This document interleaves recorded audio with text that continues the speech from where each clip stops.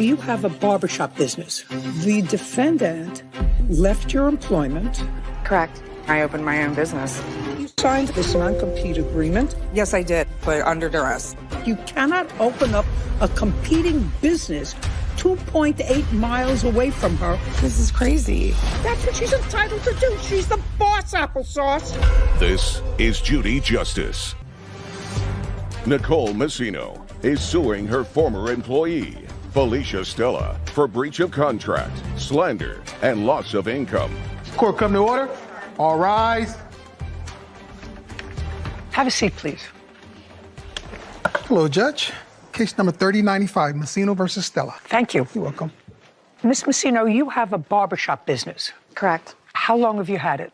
Since 2016. How many people did you have working for you when you had the most people working for you, the most barbers working for you? Currently, right now, I own 2 barbershops, and right now I have 11 employees. When did you purchase the second shop? The middle of December. 2023. 2023, yes. The defendant worked in the initial shop. That's correct. Starting when? In 2017. Until when? Until August 6th of 2022. From what I read, all of the people that worked for you up until a particular time, and that would probably be around 2022, were 1099 employees, which means they were independent contractors. So at the end of the year, you gave them a Form 1099. They took care of their own taxes. Correct. At some point, according to you, you decided to make everyone employees. Correct. And at that time, you also decided to have all of your people sign agreements. And the agreements provided that they could not open up a barber business within a certain radius of your business.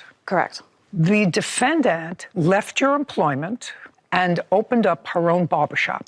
Correct. She left your employ on August the 6th of 2022? Correct. And when did you open up your own barbershop, Miss Stella? October 25th of 2023.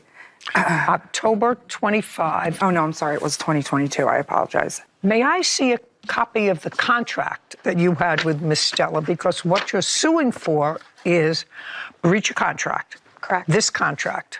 And slander. Well, you signed this agreement, madam. Yes, I did, but under duress. Just a second. I didn't ask you anything. You signed this agreement. I mean, I understand what you are alleging. You're alleging that you signed it under duress.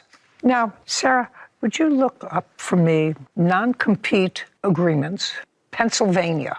Sure. The Pennsylvania law on the parameters of a non-compete. How many miles? It's 3 to 5 miles in the state of Pennsylvania. Oh, well, that's what Sarah's going to check. I'll let you know.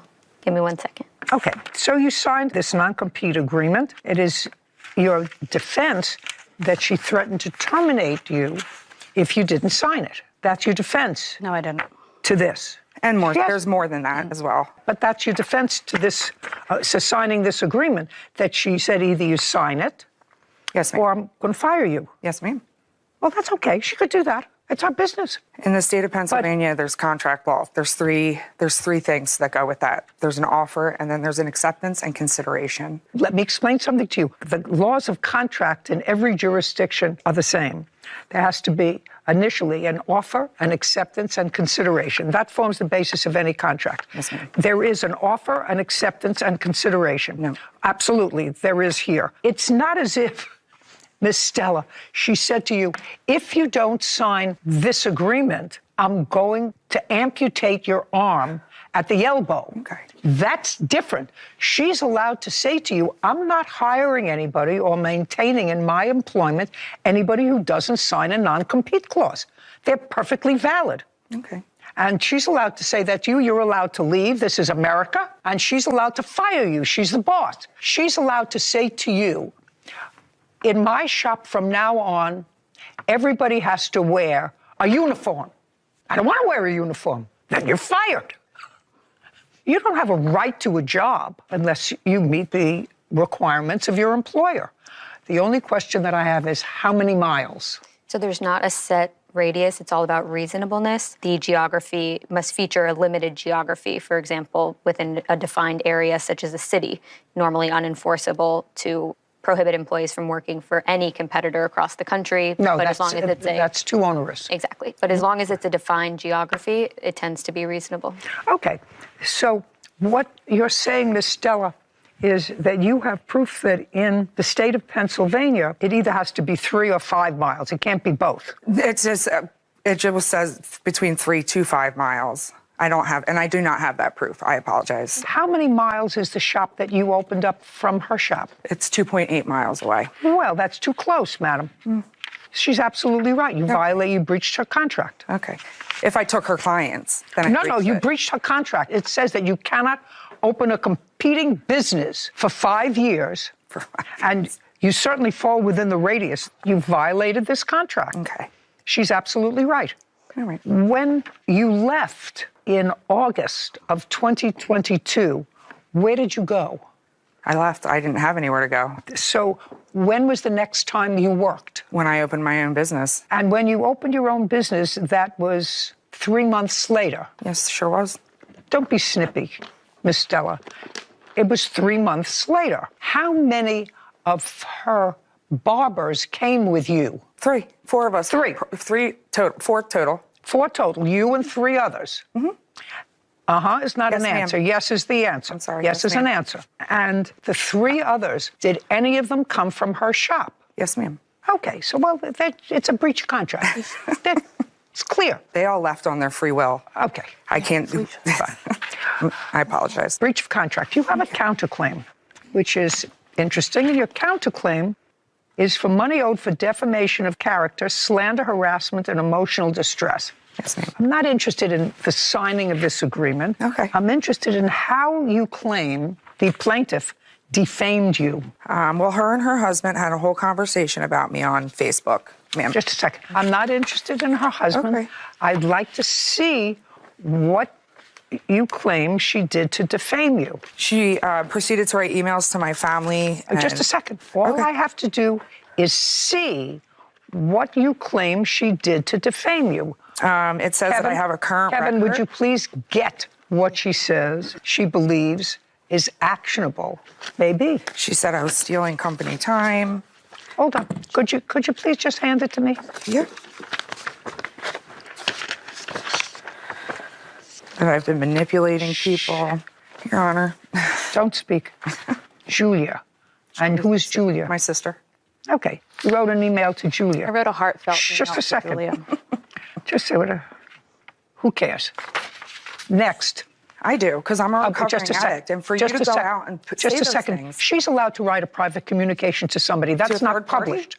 That's not That's published. not You true? say she's defamed you publicly. She's allowed to write whatever she wants in a private letter to She somebody. stopped a police officer and lawyer on the street and told him that I was using drugs, actively using Would you? drugs. Just a second. If you have that person here, I'll actually hear them. Right. But you don't. I'd like to see what you claim is actionable that she wrote about you. You said she posted something on Facebook. Well, Facebook is a public forum. Yes, it is. A letter to your sister is not a public forum. All I care about is what she wrote. Fine.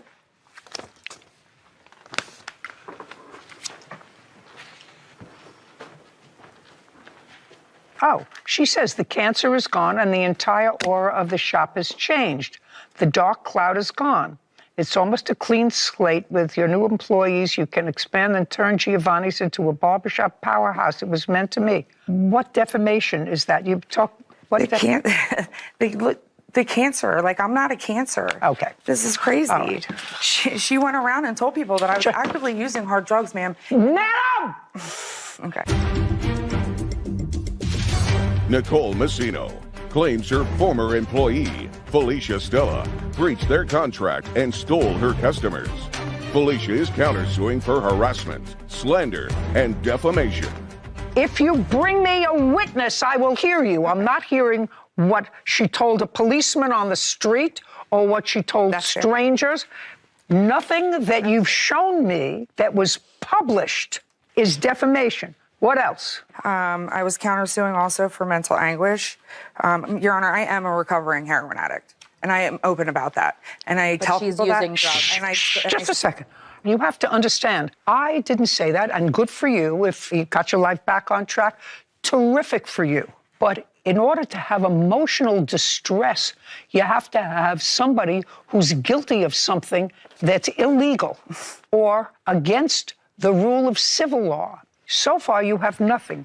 This doesn't say anything, that the cancer is gone and the aura of my shop is now different. You may have been hurt about it, but that's not actionable. Do you understand? I do. I thought Okay. because there was a full Okay. conversation, that was my misunderstanding, that there was a whole conversation between her and her husband on social media with my name in it. So that was, Sorry.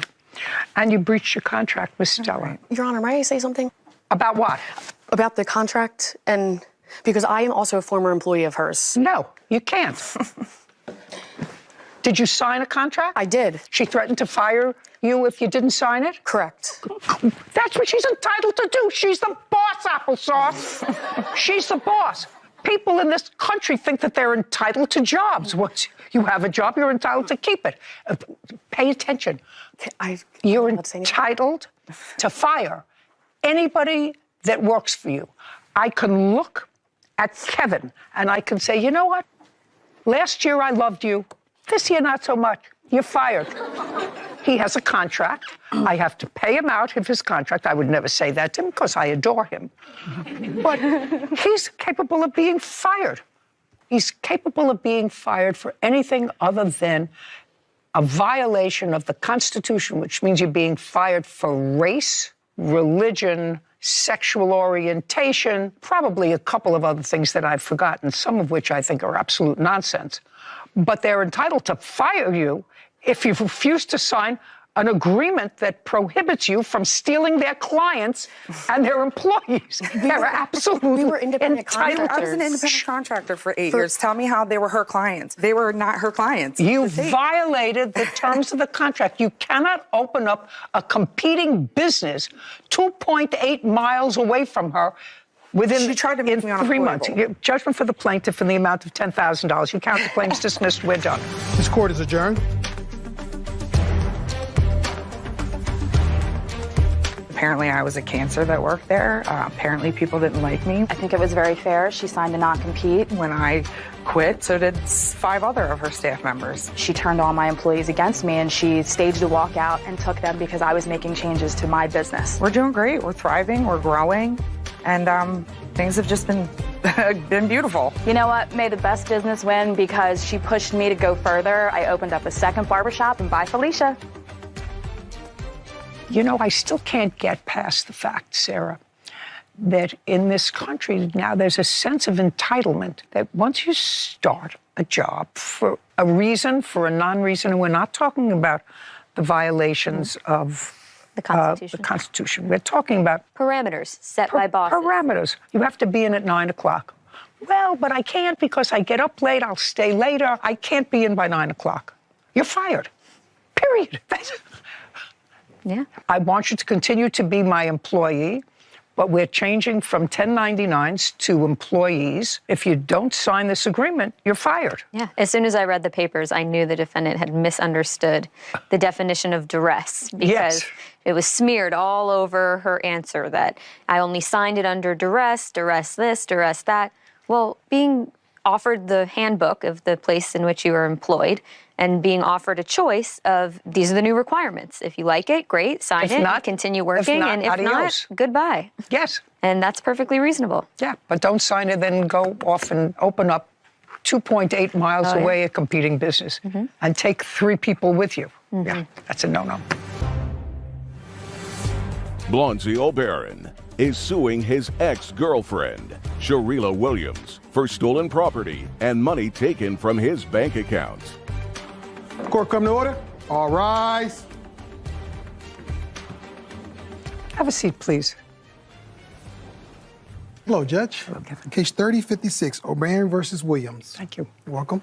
Mr. O'Barron, you and the defendant were a couple for a while. Yes. From when to when? 2021 to 2023, When in 2023? October. Well, we're not there yet. October of 2023 comes up in a few months. That was 2022, I meant. Okay, so from 2021 to October 2022. of 2022. Yes, my bad. And You live together. According to what I've read, you took an apartment and the lease was in both your names? Yes. Yes, Your Honor. And in what month and year was that lease signed? In June. June of 2022? Yes. Okay. You are in a wheelchair as a result of being shot. Right. When were you shot? June 23rd, Of what year? 2022. Under what circumstances? It was an altercation with my mother, my kids, and her boyfriend. Okay, so it was somebody that you knew. Yes. And was that person arrested? No. Did you know who it was? Yes, I know who it was. Is there any reason why that person wasn't arrested who shot you? I had a gun myself, and then the gun happened to go off. I didn't have an altercation with the person, so it was with somebody else. He was just there, and then he started shooting. When you moved into the apartment with the defendant, you had not been shot. No. So when you were shot, you were hospitalized for a while? Yes, I was long? in the hospital for about 3-4 months. I'm going to come to you with some dates. Yes, Your Honor. You moved into this apartment together in October of 2022, So we moved in June of 2022. and he was shot that same month. Yes, ma'am. And he spent several months in the hospital. He spent like 3 months in the hospital. Yes, Your Honor. Your complaint against the defendant is that she used some money because you subsequently became incarcerated. She didn't use it. She stole it. She stole, you were living together. Yes. I assume sharing expenses. Right. And you had a bank account. Yes. You were incarcerated, Yes. which means that whatever income you had went into that bank. Yes, ma'am. And the two of you, when you were in the apartment, shared expenses, including rent. How did you expect her to pay rent with you incarcerated if she didn't use your money that was going into your bank account, which she had control over? The rent was already paid for 3 months. You were incarcerated on what day? I was in the hospital when the rent was already paid. Well, you were in the hospital, but then you went to jail. I went to jail. Okay, you went to jail from when to when? October till April. The lease wasn't up until May. How was she supposed to pay rent? That's what I'm saying. I paid. Are you the rent. telling me in October you paid October, November, December, January, February, March, April, May? I paid for 3 months. Which 3 months? From October, maybe till December. Let's say it's true. I assume you can prove to me that you paid the rent for those couple of months. What happened to December, January, February, March, and April? What about those 5 months? We actually didn't have an agreement for me to pay anything, so You were both on the lease. You were both fully Right. responsible for the rent. Right. And you were paying something towards the rent. Right. Well, I'm asking you, how do you expect her to pay the rent? What was the total rent? The rent was $750 a month, Your Honor. And prior to going to jail, how much did you contribute towards the rent? Is not an answer. I wasn't working at the time because my situation, from October, I was being incarcerated, and I applied for disability, and then I was waiting to get approved while I was. Well, you got disability. That's what you're complaining about, that you took Yes. money out of your account. The money that came out of your account to pay some of these bills was from disability. I wish you would pay some bills with it. That would make me feel a lot better. But she never paid no bills. She just used the money for unnecessary stuff. So. How do you know that? Because I have the proof. If she would pay the bills with the money, when I got home, when I get out, I will probably have somewhere to go. When I left the hospital, I had a GoFundMe. I had a little money. I was helping paying Just a bills. second, you did a GoFundMe? Yes, from the what? hospital, from the months I was in the hospital, so to help me with my medical needs and stuff. How much did you collect from a GoFundMe page? 2,800 something. Do you have an outstanding medical bill? No, I don't. I actually had Medicaid then at the time. So that you had no hospital bill. You walked out of the hospital, didn't pay anything. No, I applied while I was in the hospital. Doesn't matter. You didn't pay anything, correct? No. So what did you do with the $2,800 you got from? Shh. Okay, I'm sorry. What did you do with the $2,800 that you got from the GoFundMe page? I'm just curious. I actually bought a lot of stuff for me to use. When I got out, I needed a lot of stuff. Okay, you say she took money. Did you take any money out of his account? Yes, Your Honor, I did. How much did you take out? I roughly spent maybe $3,000 on bills. Okay, and what did you spend the $3,000 on? There was rent, there was food, there were utilities, my car note. Well, why is he responsible for your car note? Why is he responsible for your food? Blondie agreed to take care of me because I was not working. I stopped working when he had his incident, his shooting incident. I stopped working to take care of him, to be there for him. And so I had no income coming in. Blondie stated to me that once he received his disability, he was going to take care of me because he had been priorly living with me and not paying any bills. Is that right, sir? That's a simple answer. She said something to me. It sort of makes sense. And all I'm asking you is the statements that she just made to me, are they accurate?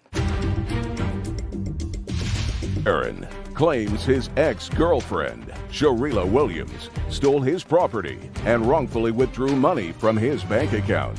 Sharila is countersuing for property damage.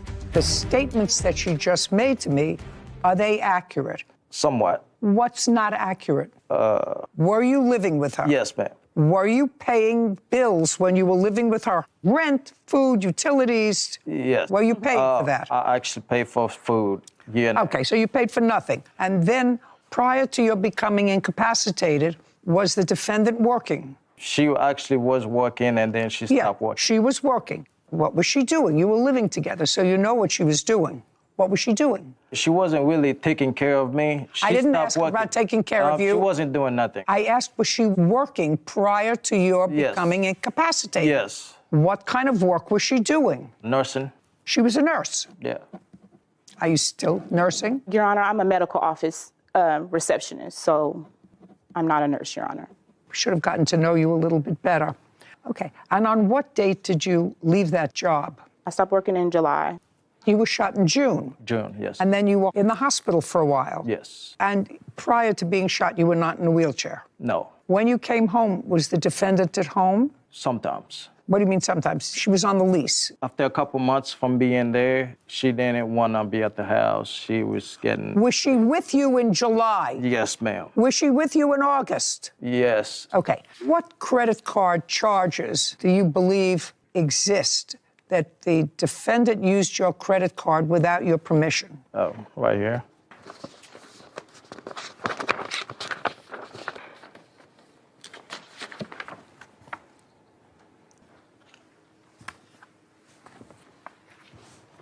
Now, this is a checking account statement, sir. It's the checking account. It wasn't no credit card. So she never used your credit card without permission? No, it wasn't in the credit card. Okay. It was just checking account.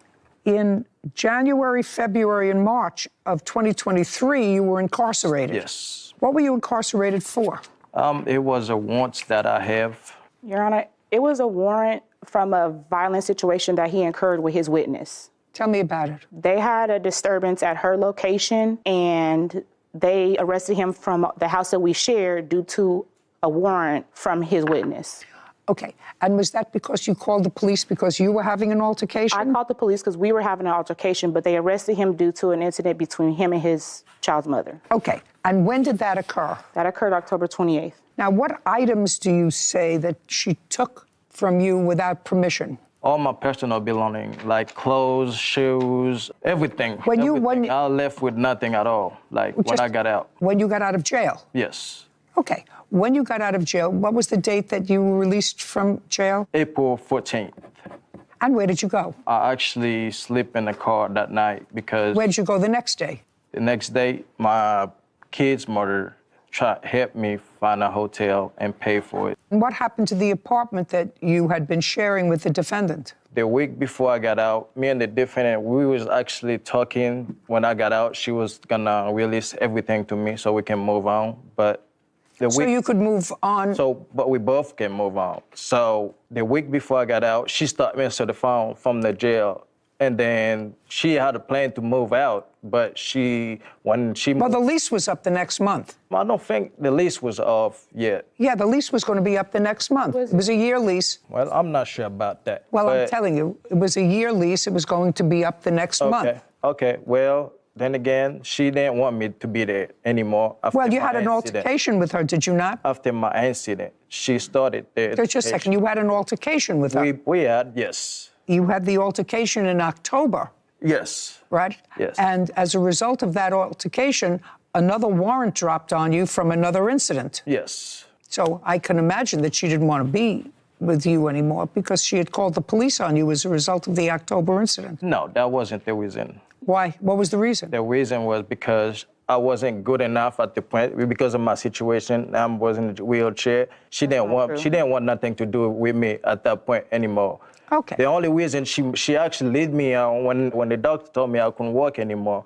I told her, you don't have to be there if you don't want to. And even my mom told her that when she seen her outside the hospital. But she kind of feels some type of way about that. And then when I told her after that, she told me, well, your mom tell me the same thing, but I choose to be here because, you know, I love you, this and that. So she leave me on, tell me, I'm going to help you. You can come back home with this and that. And then a couple months after the low money I got from the GoFundMe was over, everything I said was an argument, and we started getting into altercation every other day. Because after the 2 months that I didn't have nothing to basically give her anymore, and being in my situation, it's like she was using that to, you know, take advantage of everything. What did she take? She took my clothes, everything that I owned. She took everything that I owned. Your Honor, I took some of his belongings to an address that he resides at also. I dropped some belongings off over there in Independence, Missouri. And do you know who lives there? Yes, his brothers live there. And what did you bring over there? I dropped off a couple Tupperware of clothes, Your Honor. I didn't want to bring anything personally to him because I just kind of feared for my life. And so I dropped some belongings off prior to him getting out. And then once he was released out, I kind of took some time to give him some of his rest of his belongings just because I was scared. How did you give him those belongings after he got out? I personally handed them to him. Where? His address in Independence. Where his brother also lives? Yes. You remember that? No, I have no idea what she's talking about, Your Honor. What address is on your driver's license? Her address, actually. Okay. Did you call anyone before you went over there with these bags of clothing? I talked to Blondie and I told him I was going to drop his stuff off. He gave me an address to drop the stuff off. Can I see that, please? Do you remember that, sir? No, Your Honor. Okay, just don't say anything. Yep. And she's going to show me. I actually gave her an address, but nothing ever. Just a second. So now you're remembering that you gave her. Yes, and I did. I'd like to see what she has, please.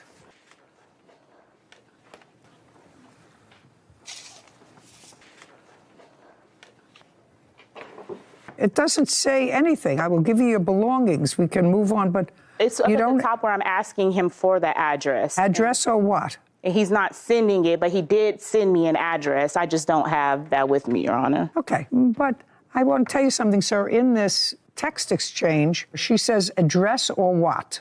And you answer her, enjoy my money while it lasts. You remember that? And then when you got out... Blondie O'Barron has accused his ex-girlfriend, Sharila Williams, of stealing property and taking money without his permission. Sharila is countersuing Blondie for property damage. I'm now addressing your counterclaim. I want you to tell me what happened on October 28th. So what happened was I came home to him tearing up different items around the house. He tore up a wardrobe of mine. There were some TV damages done. As I came in the house, we were arguing. We had been arguing. What were you arguing about? I no longer wanted to be with him just for the past things that I've experienced with him. I was just done and over the drama, the mental abuse, the physical abuse, the verbal abuse. My kids are witnesses to this. I was just done, Your Honor. I wanted to move on. So I called the police, and then they informed me that they were arresting him on another charge for whatever he had going on with his children's mother. Now you can stand up. Okay. Tell me your last name. Moore. Ms. Moore. Yes. You and the plaintiff have a child together? Yes, ma'am. One child? Yes, ma'am. Plaintiff was arrested for an altercation that he had with you. Right. When did that happen? Huh? A couple weeks before he was shot. He had some mail come into my house, and I didn't realize that he had mail delivered. And so he came to my residence, and he was looking for the mail, and I didn't give it to him. And so I asked him to leave a couple of times. He didn't leave, and so then I called the police. And so that's when he had a warrant out for his arrest for basically like disturbance of peace. Oh, no. That doesn't make sense to me. He tried to attack her with a crowbar. Just a second. That Yeah. doesn't make sense. I've been in this business for much too long, folks, I want my mail and I didn't give it to you, so That we is went to what jail for happened, 6 though. months. That didn't happen, madam. No, Miss Moore. it was it kind of got put under domestic because he did become like violent. He wanted. Well, that's what I'm asking you. Yeah, he wanted Don't his give me this mail. mail business. He wanted his mail, so he had a crowbar basically approaching my vehicle. And so my nephew went out there and tried to stop it. And so they kind of had a back and forth shoving a thing. Just a second. So now it's getting more serious. Yeah. Were you, sir, arrested with regard to that domestic incident? Yes. Was there a trial on that case? Yes. What happened with that case? They dropped it and just give me probation. No, they didn't drop it. Yes, If they they gave you the charges. Just a second. Listen to me carefully. The justice system does not put people on probation unless there is a conviction for something. Right. Now, they may have reduced the charges. Did you have a trial or did you plead guilty? Plead guilty. That's different story. You pled guilty to what charge? Assault. On whom? Her nephew. Her nephew, not her. No. Sit down. Okay. Sit down. I can rely on nothing that you tell me. So you were convicted of assault on her nephew. You were placed on probation. I was already on probation for something else. What were you on probation for? For something else? Probation violation. Well, you don't go to jail for probation violation unless there's another underlying crime. What was the underlying crime that Driving. Driving? Yes. Nah, driving is not a crime, sir. You were never on probation for driving. Yes, I was. Well, not in this country. Okay. Not in this country. You may be on probation if you have an aggravated DUI. You may be on probation because Suspended license, ma'am. Well, because you had no license. Yes. Even driving on a suspended license, you don't go to jail unless you had something more serious. Before that, No, Your Honor. you seem to have an awful lot of legal problems, sir. I have. You have an awful lot of legal problems. You were living with this lady. She took out money. She paid bills. Forget it. You used your GoFundMe page. I don't know what for. Here's a phone.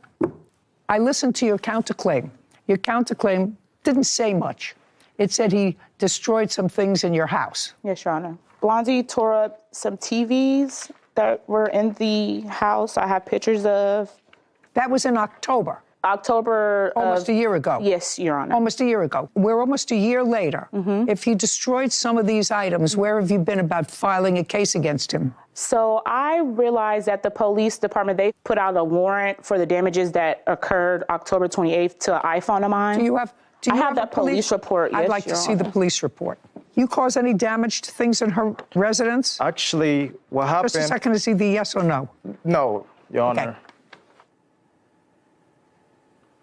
Okay, the only thing that was reported damaged was an iPhone. Yes, Your Honor. Period. And the police reported that it was broken front and back. Nothing else. No TVs, no nothing. That's what the police reported. They spoke to you and that's what you said was damaged. Did you damage her iPhone? No, ma'am. How did it get damaged? What happened was the altercation that happened between me and her. She started. I was in the kitchen, and then she was in the bedroom. And then next thing I know, I was opening the fridge. I'm sitting there, and then I got a punch that come behind my head, and then she took off running and went outside, and then called the police. What did you use to call the police? Is not an answer. What did you use to call the police? My cell phone, Your Honor. Yeah. Your counterclaim is dismissed. So is your claim, sir. I suggest you stay far away from each other, and I'm going to tell you one thing. If he has violent propensities, you think twice. Be smart. Goodbye. Both of you. Goodbye. This court is adjourned. Blondie freeloaded off of me for a year and a half.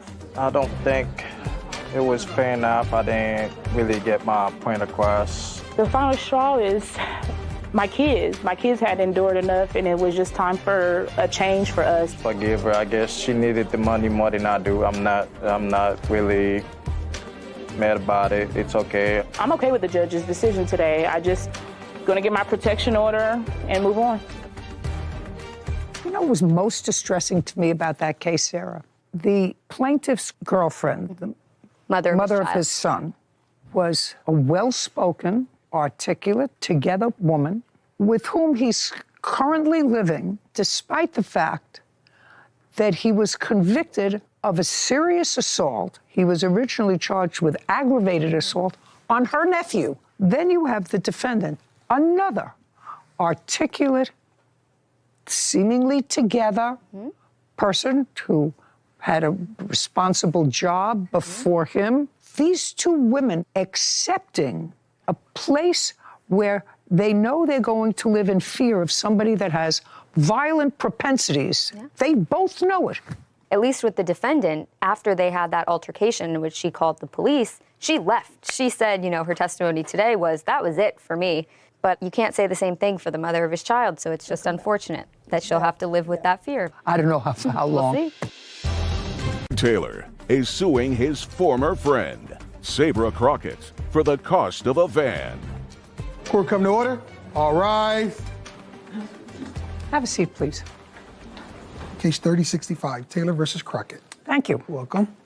Mr. Taylor, Yeah. I read your complaint. I have several questions for you. Okay. When was the last time you owned a car in your name? October of last year. What kind of car did you own? 2010 Lexus. What happened to that car? The upper and lower control arms were broke, and I couldn't drive it because I felt that it was too unsafe. How long did you have that car? About 4 months. Was it insured? Yes. By whom? I don't have the name of the insurance company with me, but it was insured. Prior to that, you had that car for 4 months. What was the car you had previous to that? Previous to that, 2000 Cadillac SDS. On either of these cars that you had, either the Cadillac or the Lexus, had you accrued tickets and fines? Yes. How much? I believe my tickets are around a couple thousand. On both of those cars? No, not on those cars, some cars prior. I'm talking, well, you couldn't have registered either one of those cars, sir, if you had $2,000 in fines on other cars. I have a photograph of the picture of the registration. Of what? To the Lexus on my phone. Did you pay the $2,000 in fines on previous cars? No. No. Now we can get started with this case. Okay. This case says that you purchased a van. For whatever reason, you purchased the van. The defendant was a friend of yours. You asked to put the van in her name. She asked. No, that's not right. Dear. Okay. Go ahead. Get it together, sir. All Would right. you please? I'm going to be respectful to you. You be respectful to me. Amen. Good. You asked to put the car in her name because you had unpaid fines and tickets and couldn't have it in your own. Okay. That's not an okay. That is a yes. Yes. Okay. Okay. Just as long as we're getting it together. Okay. And she did. You bought the van. You paid $2,400 for it. No, ma'am. How much did you The pay total for it? price, I have the bill of sale here. Evidence. It says here in your complaint, sir, I paid $2,500 for the van. Yes, I made a payment on the van since then of May I $200. May I Yes. see the papers that he's showing me?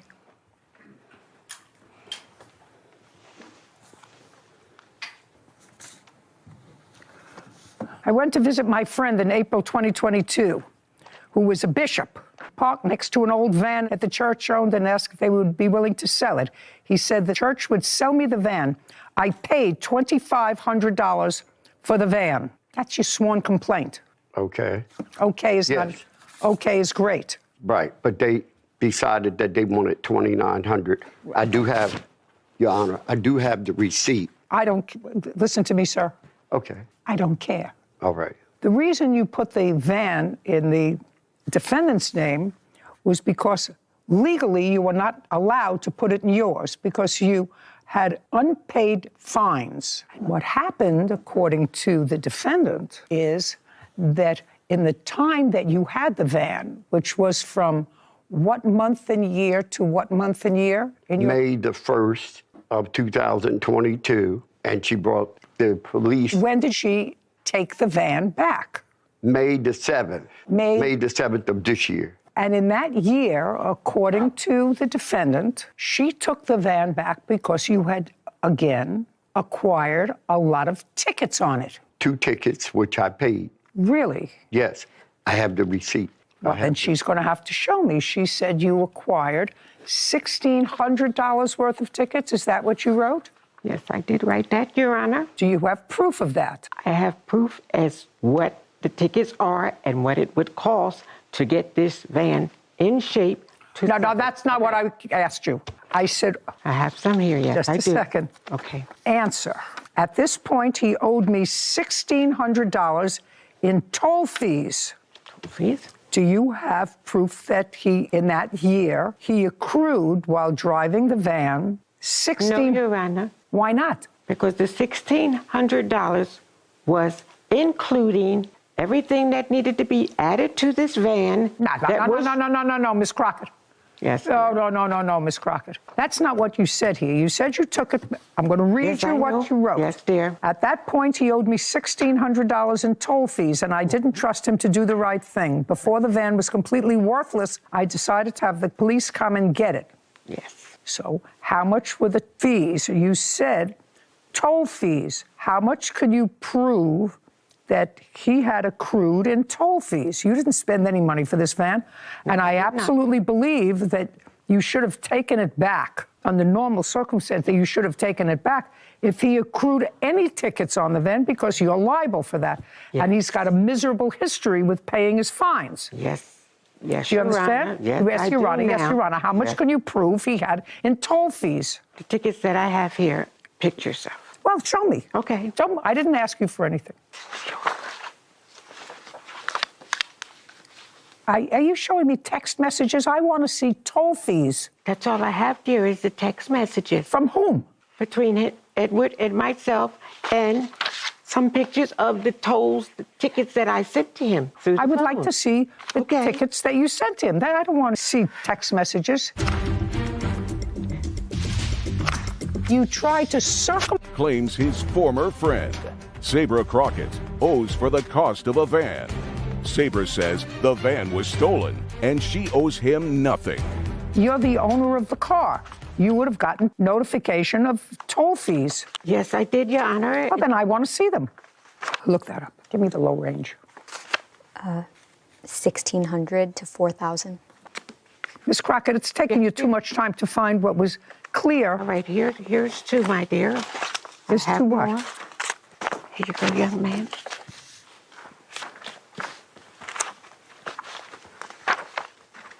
Yeah.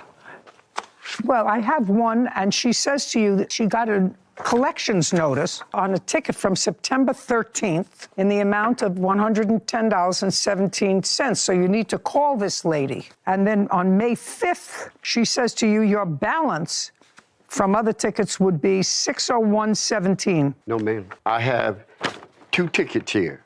Mm-hmm. One that's $33 from Trenton. I was in Trenton. I have one that says $110.17. Right. I have letters here that state that she received the money. Just a second. When did you get the fines? I didn't get pulled over. This was like from a camera shop. And there was no toll booth in Trenton. How come it went? Just a second. It went to collections, sir.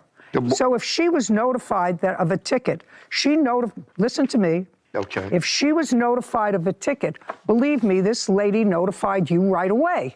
No, she didn't. I can prove it. Go ahead. The letter that she sent me said that the ticket was September the 13th, 2022. 7 months later, I have here from her one ticket that says $110.17 and another ticket that says $33. That's $143.17. I'm not talking about money. I'm talking about why did it go to collections? Because she didn't turn the money in that I stuck in her mailbox. And I have proof here that I stuck the money in her mailbox. Just a second. On what date did you put money in her mailbox? I have it here on March the 15th. It says... Just a second. March? Yes. Just a second. March the 26th at 5:15, I got a text message from Miss Moore. I just got it this morning, the money you put in my mailbox. I got it, but you are still late. I will send you the picture of the ticket. Now, this is the first time I gotten a ticket from her period. The one for 33 and the one for 110. This other thing about $116, she can't show you that she sent it to me. She cannot. For her life, she can't show you that. Here are the 2 tickets that she sent, and on my phone, I have a balance of $60.17. Oh, well, maybe this says 60, although it looked like 601.17. Oh, no, $60. 60? It's $60, Your Honor. $60.17? Yes, dear. Yes, not Okay. 600. That was on Friday, May 5th. Yes. On Monday, May the 1st, I paid her $182 for insurance. Here's the letter that she sent me about the insurance May I? due.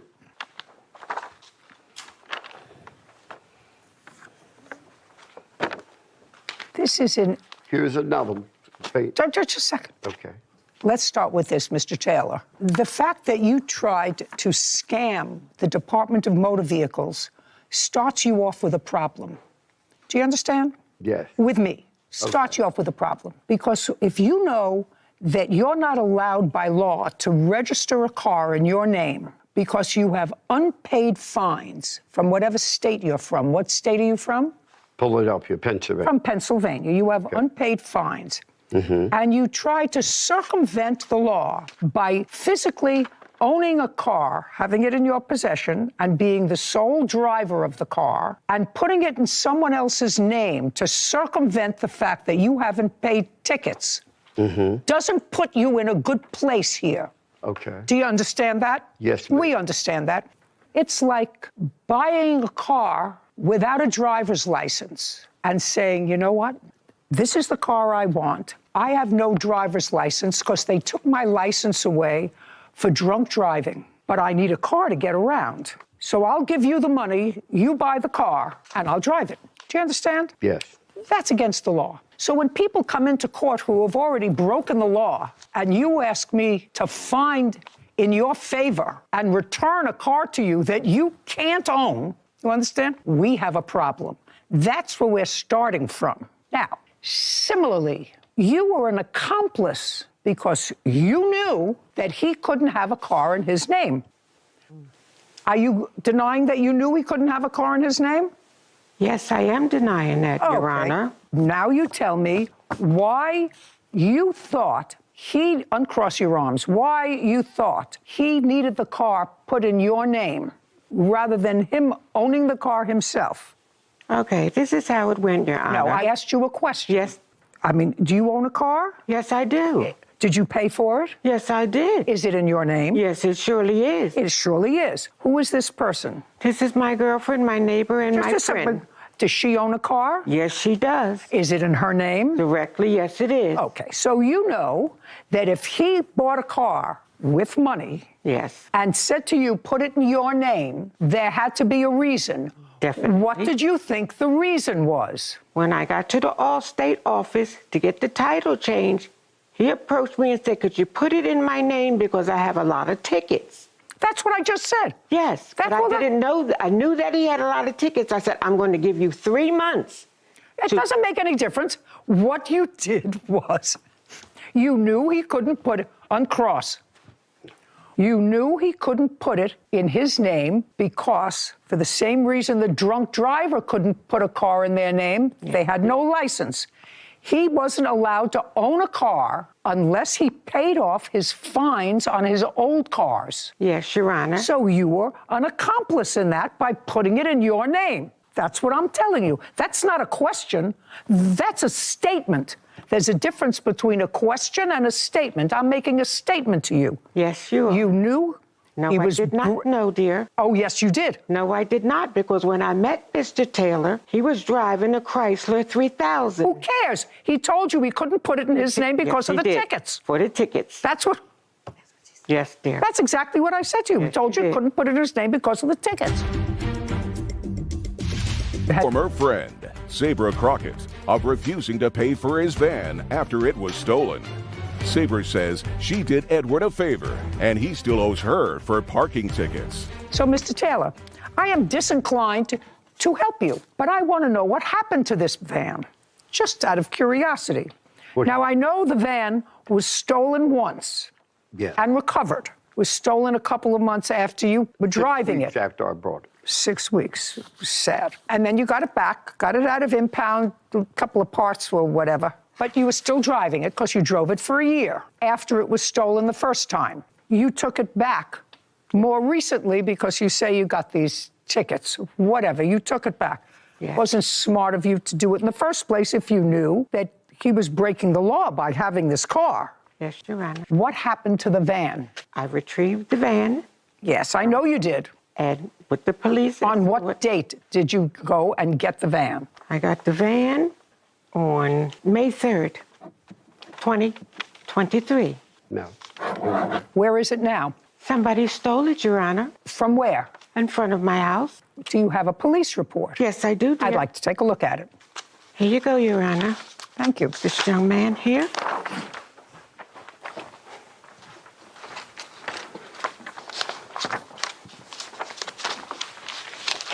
Okay. And Allstate is the insurer. Yes, dear. Did you advise Allstate that it was stolen? Yes, I did. And what happened? They gave me a claim number and said they'll call me in a couple days. And did they call you? Or you waiting for the call? I was waiting for the call, yes. Dear. Oh, well, then you have to wait, sir.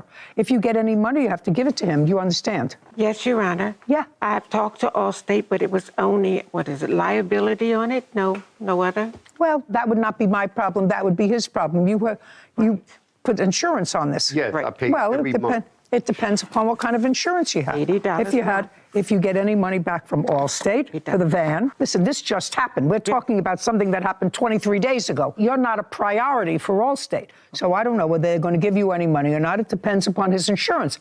All I'm telling you is if you get any money for this stolen van, it belongs to him. Yes, Your Honor. Very good. Has he cleared up all the tickets that are in your name? No, dear. How much is outstanding in tickets Probably that you can prove? Probably $50. I don't care about $50. I mean, I care about $50. Okay. I care about $50, but not as much as this tape is costing to tape this case. So you understand that if you get the check and if you had insurance to cover your van, sir, pay attention. If you had insurance to cover your van, I'm directing her to turn that money over to you if she gets it. Yes. If she doesn't get it, you get nothing. Okay. But how would I know if she got it? Well, you trusted her to put the car in her name, didn't you? But I can't, Your Honor, can I show you this here where I don't owe anything for tickets? I don't care. No, Do you I'm just understand? saying. I don't care. Okay. You do owe for your old cars tickets. Okay, yes. You but I'm do saying owe concerning- thousands of dollars for your old cars for Yes, tickets. I agree. All I'm saying to you is that if you had full coverage on this van instead of just liability, if you hit somebody, she should get a check for a stolen car. If you do not have that on the van, she will not. So I would suggest that we will prepare an order for this car that you can send to Allstate, which is your insurer, that if there is a check, her insurer, which if there is a check, that check should be forwarded to you. Whether they will do that or not, I don't know. But I doubt very much whether you were paying for anything other than the minimum liability on this van. Would that be right? Yeah, that's right. But then you would get nothing. Then you would get nothing. She doesn't have it anymore. Yeah. Got stolen.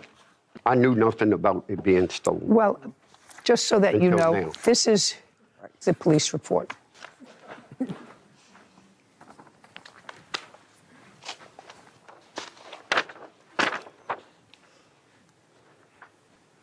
Got it? Yes, ma'am. I'll take it back now.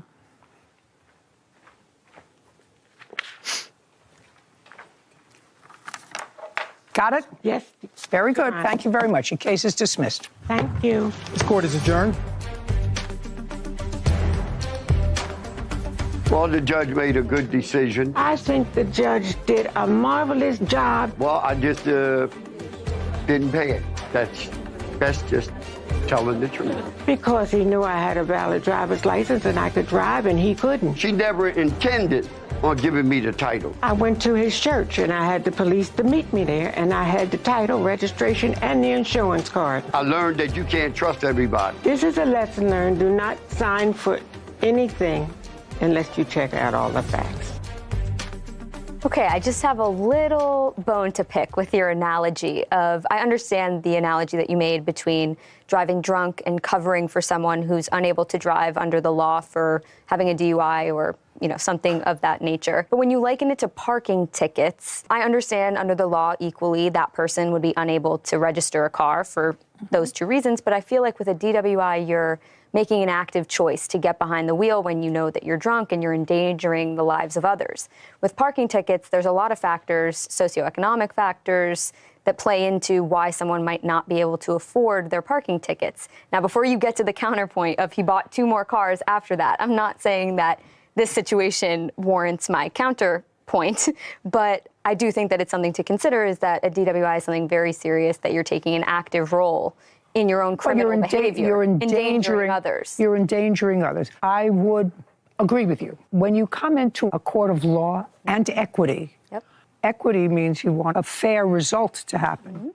So you're sort of throwing yourself on the court and saying, I want you to do justice. And before you do that, you're supposed to come in with clean hands. Right. And he clearly couldn't do that because the whole scheme with the car is to avoid personal responsibility, paying your tickets so that you can have a car, so that you don't park next to a fire hydrant in a handicap spot, in a fire zone. You're not supposed to do that.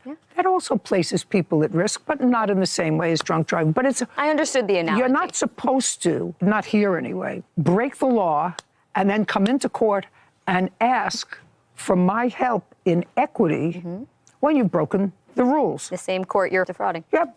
And she was really a co-conspirator. I don't even think she realized until you said it 3 times. No, I don't think she realized. She realized it either. I'm not sure. She was supposed to be a church member or whatever, a friend. I'm not so sure that there wasn't a little bit more there. I don't know.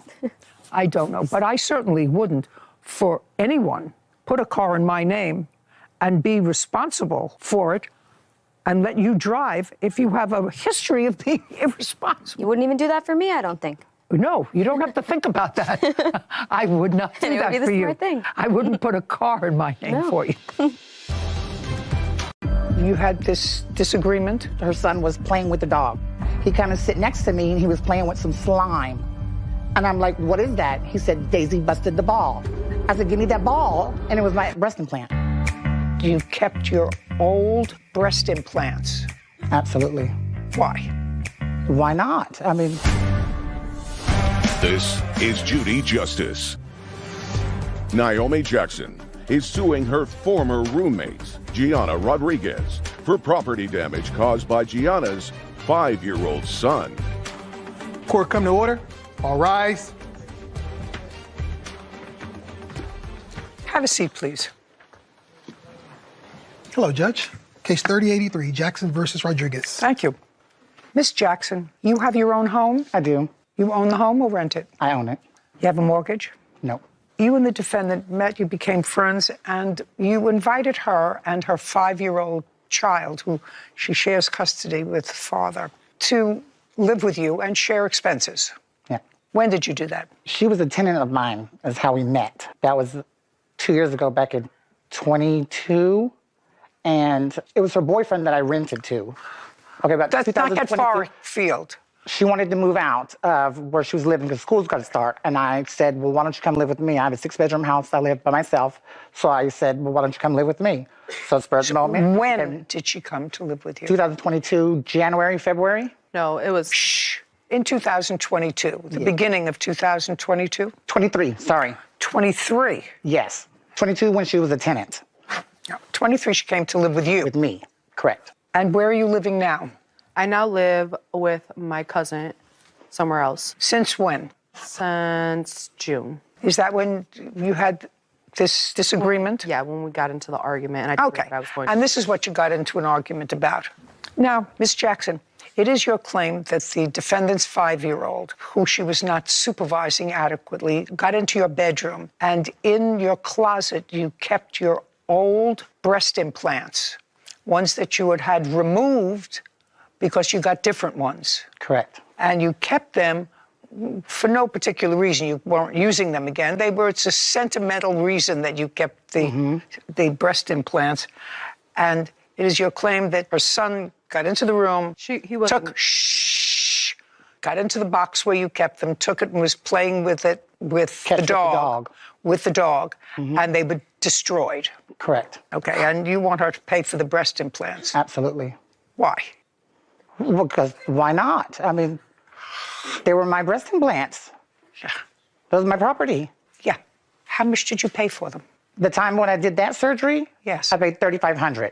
But I paid my surgery to get them taken out. I paid $4,000. No, but the new ones put in. I'm just talking. I don't care taking them out. That has no relevance to this whatsoever. So you paid $3,500 for them. When? What year? I did them back in 2000. So those silicone, I did back in 2012. Okay. So now they're teenagers. Who's teenagers? Oh. Breast implants. Yes.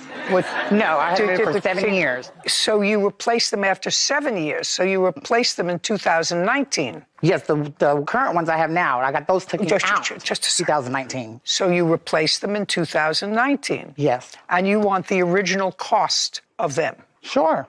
Okay, well, you don't get that. Now, you want to tell me this incident happened in June. Let's just be quick about it, please, because I have other things to do today.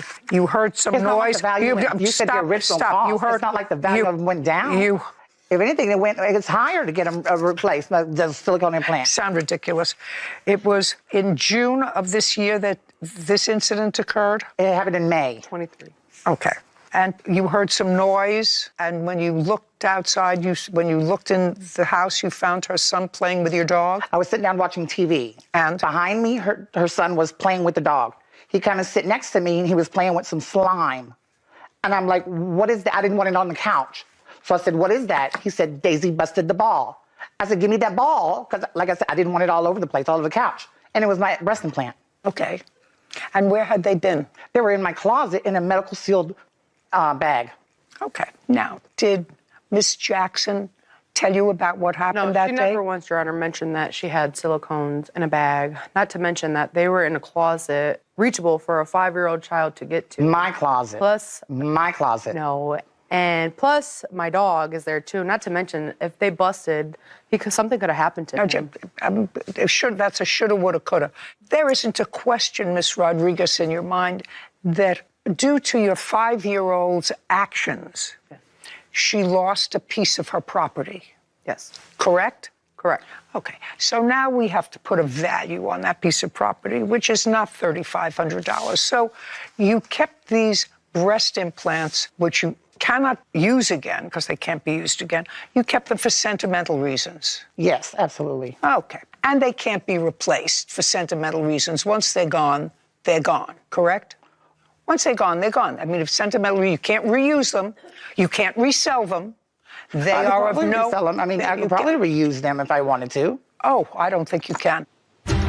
And later today, Naomi Jackson is accusing her former roommate, Gianna Rodriguez, of refusing to pay for her old breast implants after Gianna's 5-year-old son destroyed them. Now, you can't reuse them. You can't sell them. You can't turn them back to the manufacturer. I paid for them.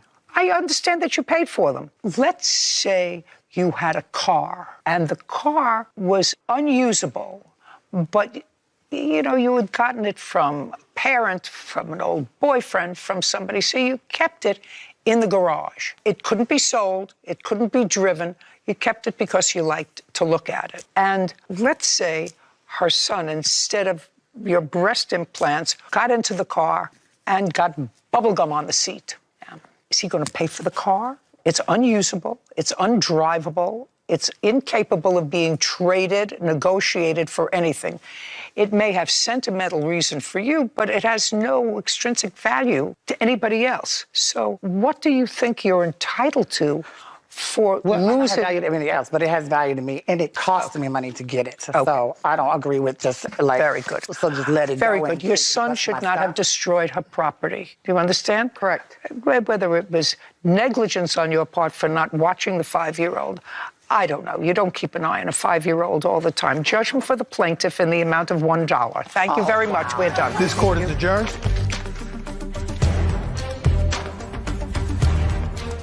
$1?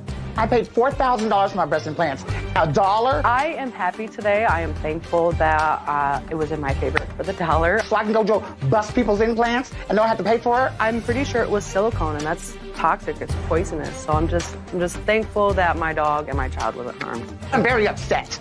Well, she was pretty upset. $1 for my breast implants? I paid $4,000? I'm very angry. If you left them in the closet, it's like a pair of shoes in the closet. They're just sitting there waiting to be played with. Ridiculous. Judith and Reza Mahasani are suing 20-year-old Jennifer Santiago for medical bills after being hit by a car. Court come to order. All rise. Have a seat, please. Case number 2020, Hildreth Mahasani versus Santiago. Thank you. Miss Hildreth. Yes. Pronounce your last name for me, sir. Mahasani. Mahasani. Yes. You two were crossing the street in San Diego? In Carlsbad Village. Is that in San Diego? It is. It's a suburb of San Diego. Is that where you live? Correct, in Carlsbad. And you were hit by Miss Santiago, who was driving her mother's car. Correct. Miss Santiago acknowledges that she hit you, and you were seriously injured. You've had shoulder surgery. You were both injured. Correct. When did this happen? This happened on Friday, September 4th, 2020. I just have a couple of preliminary questions before I get into the facts of it. Sure. I assume that since this accident happened in 2020, that you tried to sue either the defendant and or her mother as the car's owner. Well, we would have done so, but the driver was uninsured. That's the question. You would have done so, yes. Except the mother had no insurance. It is my knowledge that the mother had insurance, but that and which I have the evidence, that her daughter was excluded from the policy. The policy, and therefore the insurance company disclaimed. Correct. I'd like to see that. Absolutely. That's why your mother's not here. No, Your Honor. Okay, that's why your mother's not here, Miss Santiago. Without her knowing. Miss Santiago, that's why your mother's not here. No. Well, were you excluded from the insurance policy? That's either a yes or a no. Yes. Then you shouldn't have been driving the car. Yeah, I know. Just a second. Then you shouldn't have been driving the car. I took the car. I don't want to hear some pat answer from you. Do you understand? That's why your mother's not here. Well, it was. I didn't ask you a question. I didn't ask you. Do you understand? They don't listen to you when I'm speaking. When I ask you a question, you'll answer me. I don't want to hear some pat answer. I want to hear a lot of I'm sorries. I want to hear a lot of I'm sorries. Why would I say I'm sorry if they didn't pay attention when they were crossing? You weren't supposed to be behind the wheel of a car. Well, I was paying attention. You weren't supposed to be behind the wheel of a car. But why they didn't pay attention? I'm not speaking to you. I just told you why. Why should I say I'm sorry? Hey, be quiet. Why should I say I'm sorry if they weren't paying attention? Because you weren't supposed to be behind the wheel of a car. If you weren't behind the wheel of a car, whether they were paying attention or not would be irrelevant. You weren't supposed to be driving. She thinks you have a big mouth. You don't have a bigger mouth than me, madam. I guarantee you, the last person who drove yesterday that wasn't supposed to drive yesterday because they were drunk, killed six. Drunk. Nobody's listening to you. When I'm speaking, nobody's listening to you. Killed 6 people. Last person who drove that wasn't supposed to be behind the wheel of a car killed 6 people. You were not drunk. I'm speaking. You were not supposed to be behind the wheel of a car. Don't you understand that? I understand that. Are you stupid? I'm not. You were not supposed to be behind the wheel of a car. You were an excluded driver, and you were an excluded driver for a reason. Not only that, you're... Just a second. Don't speak. Now I'm going to read and calm myself down. I don't like my blood pressure to get too high. I just don't like stupid.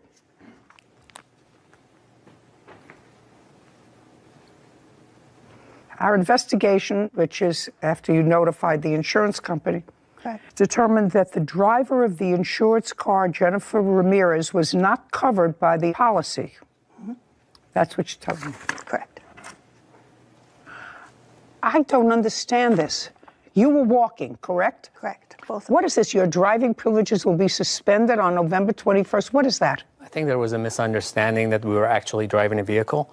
Yeah. And when I called the DMV and I explained that, no, we're actually pedestrians, then they said, oh, I'm sorry, disregard that. Yeah. Stupid. And do you have a letter from them indicating that this is wrong? They just told me that we can disregard it, and they just corrected it. That's all they did.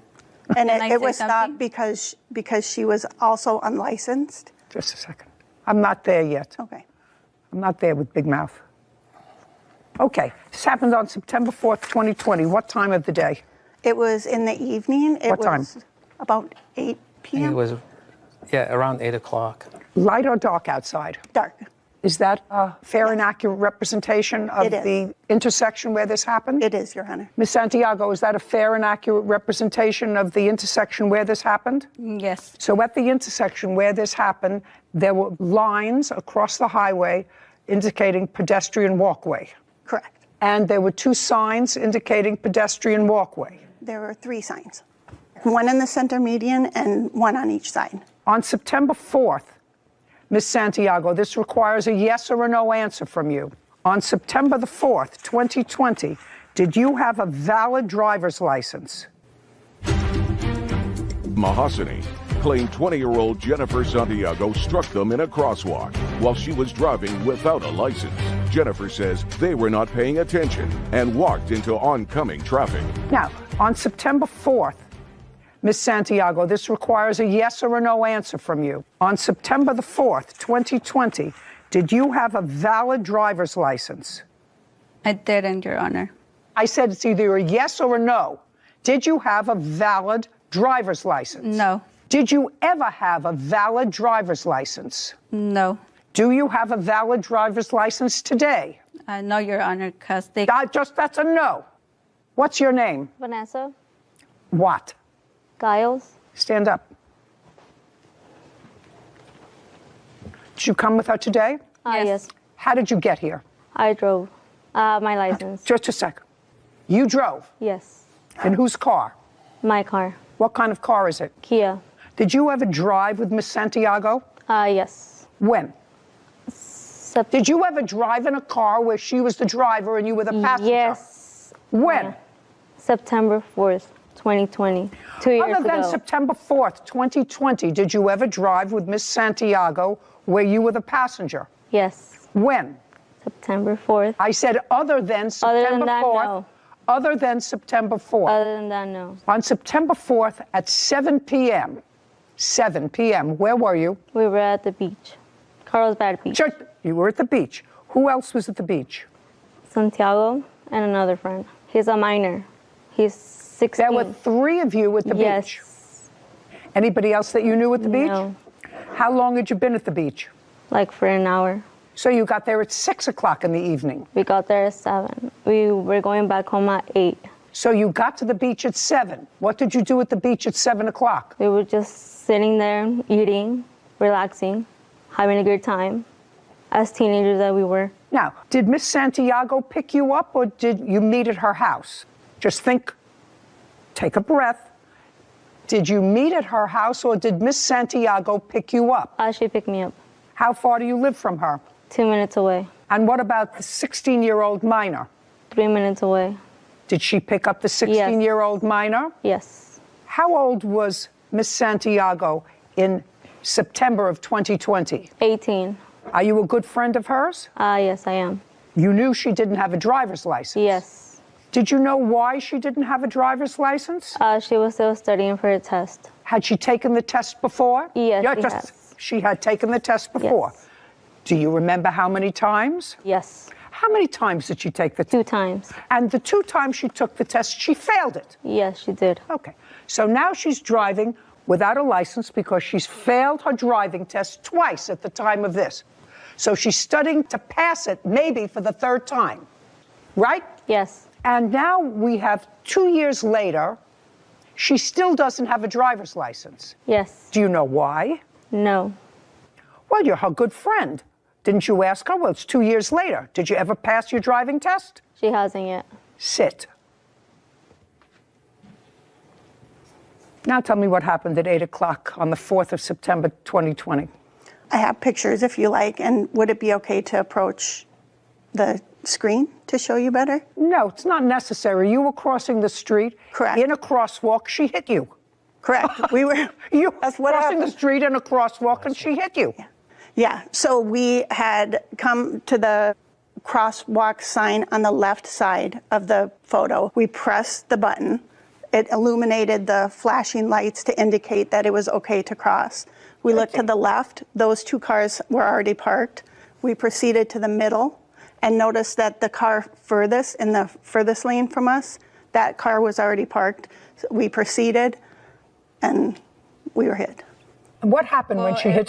Don't, hey, don't speak. Hey, listen, for someone who can't take and pass a driver's test 3 times, at least I would keep my mouth shut until I look at you for an answer. Do you understand? Yes. And it was estimated by the officer that we... No. She hit you in a crosswalk. That's a crosswalk. This young lady knew I'm not... Did you hear me? I'm not speaking to you. You don't understand this was a really bad day for this kind of case to come into court. You do understand that? Yes. Okay, good. And you know why this is a very bad day for your case to come into court? No. Then you don't read the newspapers. I suggest if you read the newspaper, maybe you would be able to pass your driving test. Because either you failed the written portion or you failed the driving portion, one or the other. Do you understand? Yes, Your Honor. Good. Now we understand each other. Now you're almost at I'm sorry. You're almost at I'm sorry. When the defendant's car struck you, where did you land? I have photos to show. I'd like to see it. It kind of shows on the second photo there.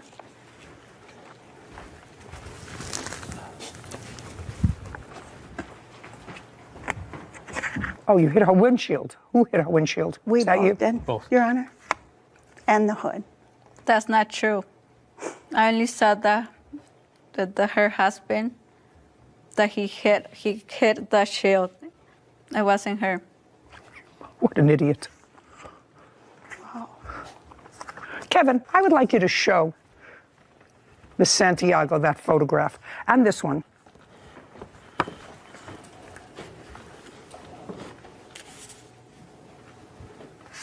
Can I see the police report, please? Sure. See?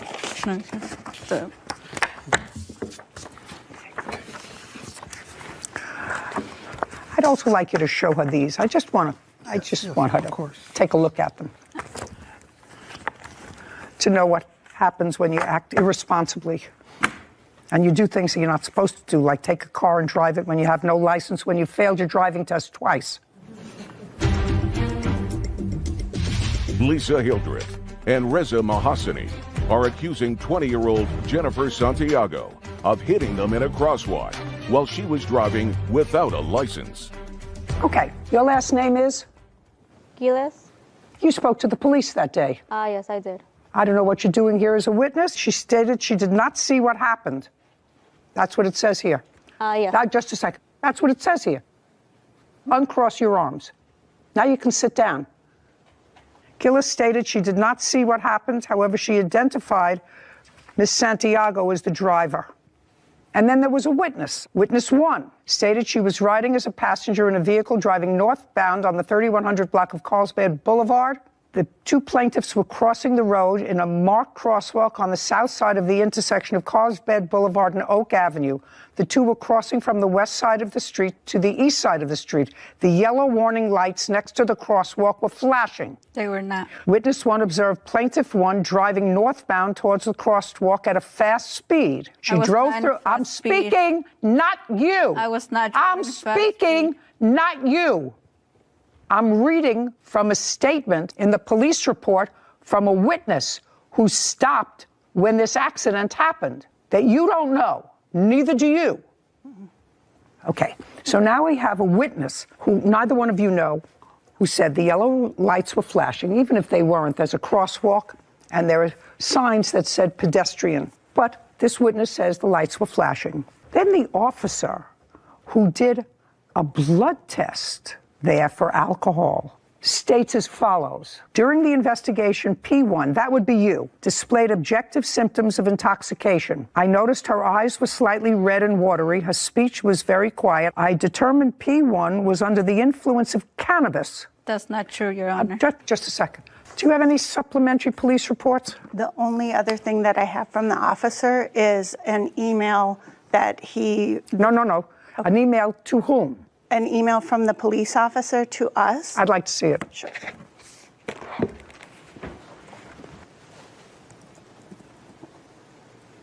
Thank you. Yes, ma'am.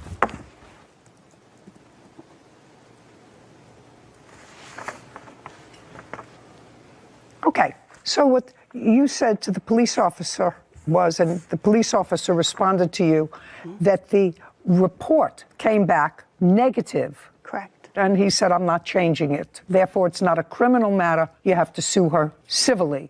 Correct. Because clearly the accident was her fault. Correct. Were you taken to the hospital that day? We both were. And you were taken to jail? Yeah. When was the last time you took a driving test? Month and year. I haven't taken no driving test. When was the last time you took a driving test, madam? You failed twice. So I want to know when the last time was that you took a driving test. I can't remember. It was a long time ago. Did you take a driving test in the year 2021? Yeah, I did. Did you pass that driving test? No. Was that your third or fourth driving test? That was the second. No, you took two, according to your friend, before 2020. I know. So I asked you, in 2021, did you take it? You said yes, you didn't pass it. And I asked you, was that the third or the fourth test that you had? That was my second. No. I don't know how much more that a court system can do, but to say to people who don't have driver's licenses, especially in your case where you tried to get a license but failed to pass on at least 2 occasions before this incident, which means that you were a risk to be on the road because you couldn't pass a driving test twice before this incident. Now, you want to tell me whether you, and this requires a short answer, not one of your long ones. Did you have your mother's permission to take the car that day to pick her up and go to the beach? No. Have you ever had your mother's permission to take the car and go anywhere? No. So in effect, if you had no license and you didn't ask for permission, then you stole the car. No. What do you mean no? You didn't have permission of the owner to take the car. You weren't a licensed driver. Therefore, there was no insurance. Well, let's go back. Did you ever ask your mother to use the car? No, not at all. And what happened after you had this accident in your mother's car and after you got out of jail? What happened between you and your mother? Well, she was sad because I was in jail. And, well, she was also mad because, like, why would I take the car without her permission? Why did you take the car without her permission? Well, I honestly didn't thought that this would happen. Nobody thinks that an accident is going to happen. I don't think you intentionally hit these 2 people. No. I don't think you intentionally hit these 2 people. Are you ready to say I'm very sorry yet? Yeah, I told them we have talked before, I told them that I was sorry, and I'm telling them again that I'm sorry. Good. That's better. Judgment for the plaintiff in the amount of $10,000. We're finished. This court is adjourned. Well, I'm really pleased with the judge's decision. I didn't see anything until the guy hit the windshield. So we're here, and we're grateful for that. I was super scared. I killed them. I was crying in jail. We both have to deal with physical injuries, but Lisa said it was the unluckiest and luckiest moment of our life, so we're grateful that we're here. Being pretty close to 18 myself, I can understand. Michael Griniger is suing truck mechanic Sean Antle for a truck engine and repair costs. Court come to order. All rise. Have a seat, please. Hello, Judge. Case number 2022, Griniger versus Ethel. Thank you. Mr. Griniger, how long have you and the defendant been friends? I've known Sean probably maybe 3 or 4 years now. From where? He lives about 3 blocks away from me. I've met him through another friend that told me he worked on his vehicles before. You did mechanical work? Yes. What kind of business are you in? Construction, you name it, anything construction. And you have a couple of trucks? Yes. How many? I have one commercial vehicle, and then I just have a Chevy Avalanche. The commercial vehicle, would you describe it to me? That's the one he was supposed to work on? Yes. Describe it to me, please. It's a 16-foot box truck. How old? 97. 1997. Yes, ma'am. It's as old as Sarah. And I suppose it needed a little work. Yes. And you took it to your friend. Yes. Did you drive it over there to his house 2 or 3 blocks away? Did you have it towed over to his place? We had to have it towed over there. It was operable before. But you had it towed? Yes. Yeah. And what month and year did you have it towed there? I believe this started in June of 2020. And Mr. Antle, you looked at it and you determined it needed a new engine. Well, I looked at it. Actually, I did some work prior to that. The intake manifold gasket was... You mean before June of 2020? Yes. And then the truck was running? Then he took back... Running very crappy. So it was not running well even after you fixed it? After I put the intake gasket on, I had it started, it made the same noise. We decided to put an engine in it. Okay, so it wasn't working after the initial work you did on it? No. Decided to put an engine in it. How much was it to work on the engine? He gave me a little bit of money here, a little bit of money there. It was not all in one lump sum. How much did he give you? It was 100 here once, 100 here twice, a couple different times, you know. How much money did you give him? 800. How much did you quote him for the whole job? 1,000. So he gave you 800, and according to the papers that Mr. Griniger filed, he also purchased an engine. Yes. And this was in June of 2020. I didn't get the motor at my house until I'm trying to think. It was in the winter, it was in December. Of 2020? Yes, 2020, yep. Do you have the date that you purchased the engine? Yes. What was it? January 7th, 2021. Okay, so the truck sat on his property for 6 months. Yes. Before you got the engine, which was needed to fix it. Yes. He said it was the intake plenum. Was that in June of 2020? Yeah, that's when it began. That's the whole... Okay. When did he tell you that you needed an engine? In what month? Do you recall? That was in January. So the truck sat there, and finally you told him that it needed a new engine, but it was already sitting there for months. I told him 2 or 3 months prior to that. Okay, so it was sitting there for 3 months or 4 months? Yes. And he'd already paid you the $800? He gave me a little bit here and there, yes. They already paid you the $800 towards the $1,000. So this is what the case is about. The truck has never been fixed. He doesn't have the engine anymore. He scrapped the engine, according to him. Yes. So you want what you paid for it, the engine. Yes, Your Honor. First of all, Mr. Ansell said, well, he worked on another truck for you, a smaller truck, and so that ate up the $800. And you didn't come for the engine, and finally he just sold it for scrap. Mr. Antle, were you very busy during this period of time? Not really, no. Well, could you tell me why it took 3 months for you to tell him that he needed a new engine? He knew after I put the plenum gasket back on. I called him on the phone. What month? It had him in November, right before Thanksgiving. So at the end of November. So you had the truck since June.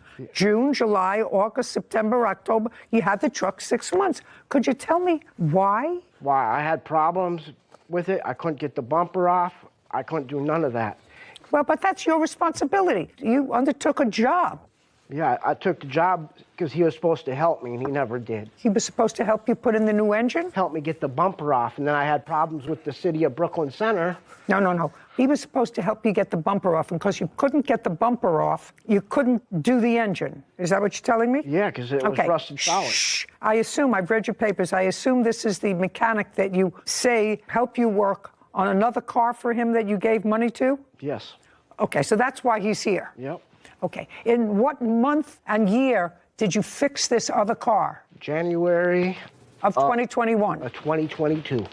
So in January 2022, the truck was where? The Avalanche. The big one. At his house, at Mike And Rager's. he brought you another truck? Yes. Which other truck did he bring you in? The Chevy Avalanche. The big truck, the commercial truck, is now back at his house. Yes. And it went back to his house because they were going to tow it from the city. Yes. And you say in January, he then brought you a different truck. Yes, of 2022. That you worked on. Yeah, completed it. Just a second. Do you recall that, sir? No, it's not exactly how it went. Did you, in January of 2022, did you bring him, you had the big commercial truck back at your house because it had to be moved. Yep. You hadn't gotten your $800 back. Nope. And he still had the engine. Yep. In January of this year. Yep. So, yep is not an answer, yes is an answer. So, why, sir, under those circumstances, would you bring him another car to fix? Sean Ethel owes for a truck engine and repair costs. Sean is countersuing, claiming Michael filed a false police report against him. Now, you hadn't gotten your $800 back. Nope. And he still had the engine. Yep. In January of this year. Yep. So, yep is not an answer, yes is an answer. So, why, sir, under those circumstances, would you bring him another car to fix? Because then I had absolutely no transportation. I needed something to work. Just a second. You have a big truck, you had a little truck. So the big truck is now immobile, it's at your house. And the only working vehicle that you had needed work on it. Yes. So you brought it to him. Yep. Not yep. That's yep. yes. Yes. And he worked on it. Yes. Because it was inoperable. No, it was operable, but he told me that... Not he told you. You didn't bring it to him because he told you you were having trouble with it. Yes. What kind of trouble were you having with it? There was a grinding Oh, that's a big deal. Grinding sound. Yes. What parts did it need? Well, he told me it was the transfer case. Did he fix your truck? Eventually, but it was the rear end. Just a second. Eventually, did he fix, take your hands out of your pockets, did he fix the truck? The second one? The smaller one? Yeah. The one that you needed for transportation? Yes, eventually, yes, he did put in a rear end. Okay. Did you pay him for that? Yes, ma'am, I did. How much did you pay for that? $300. How long did he have it? Oh, he did that within about a week. 2 days. 2 days. Okay. So it took you 2 days? Yes. Did you give him a bill for that work? I didn't give him nothing, just a word of mouth.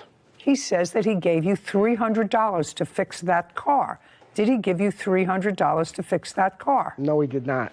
Okay, do you have any proof? $600 altogether. Just a second. Would you please show me any proof that you have that you gave him $300 to fix that car? I don't have proof of the money that I gave him. I just have the receipt. He doesn't got it. Okay. I just have the receipts for the parts that I bought for the vehicle. Okay. He first said it was the transfer case. I buy a transfer case. Doesn't matter. He's working, so... Yeah, but I paid him to do something. He took something apart of the truck. It wasn't even the problem. But yet I still paid him for it. But this, quite honestly, I don't And understand. then I paid him for the rear end, too. I don't understand a couple of things. Okay. If I've been disappointed by a workman, as you clearly were, from June 2020 until January 2022, because they hadn't completed a job for you, despite the fact that you purchased the part, I wouldn't call that same mechanic back. I wouldn't call that same plumber back. I wouldn't call that same electrician back because I'd had a bad experience with them. So it confounds me as to why you would take another vehicle to him if you were so dissatisfied with his work. Understandable. Yeah. Well, so why? Felt like I was in, in a tight spot, and I really couldn't What kind of tight spot were you in? Where do you live? I live in Minneapolis. Minneapolis, that's a big town. There are lots of mechanics there. There are lots of auto repair, truck repair. Yeah, but I really financially couldn't afford legitimate. Well, that's what happens when you deal with a legitimate. But I don't understand why an otherwise intelligent man would take his only semi-operating vehicle to the same person who had his truck for a year and didn't fix it. Listen, what'd you do with his engine? I scrapped it. Okay. Don't be mad at me. Huh? Don't be mad at me. I'm not. I love you. Okay, good. Thank you. When did you scrap it? The end of April of 2022. Did you give him any notice that you were going to scrap his engine? No, I did not. There's a false police report made against me. Okay. I have the case number and the officer's number. Okay, just a sec. So you retaliated because that's your counterclaim, that he filed a false police report, as a result of which, and the false police report said that during the course of a heated argument about this truck, that he says that you pulled a gun and did not filed a police report. No, I didn't. So? You did. Prove it. You can't. Mr. Rantel. And that's your counterclaim, that he filed this false police report and nothing ever came of it except you were embarrassed by being questioned by the police in front of family members. Yes. And as a result of that false police report, you threw away his motor. Yes, ma'am. Okay, well, you can't do that. That you can't do. How much did you pay for the motor, sir? $690 plus I paid $100 for delivery of the motor. I'd like to see the invoice for that. I got the invoice for the motor, but That's not... all I need. Okay.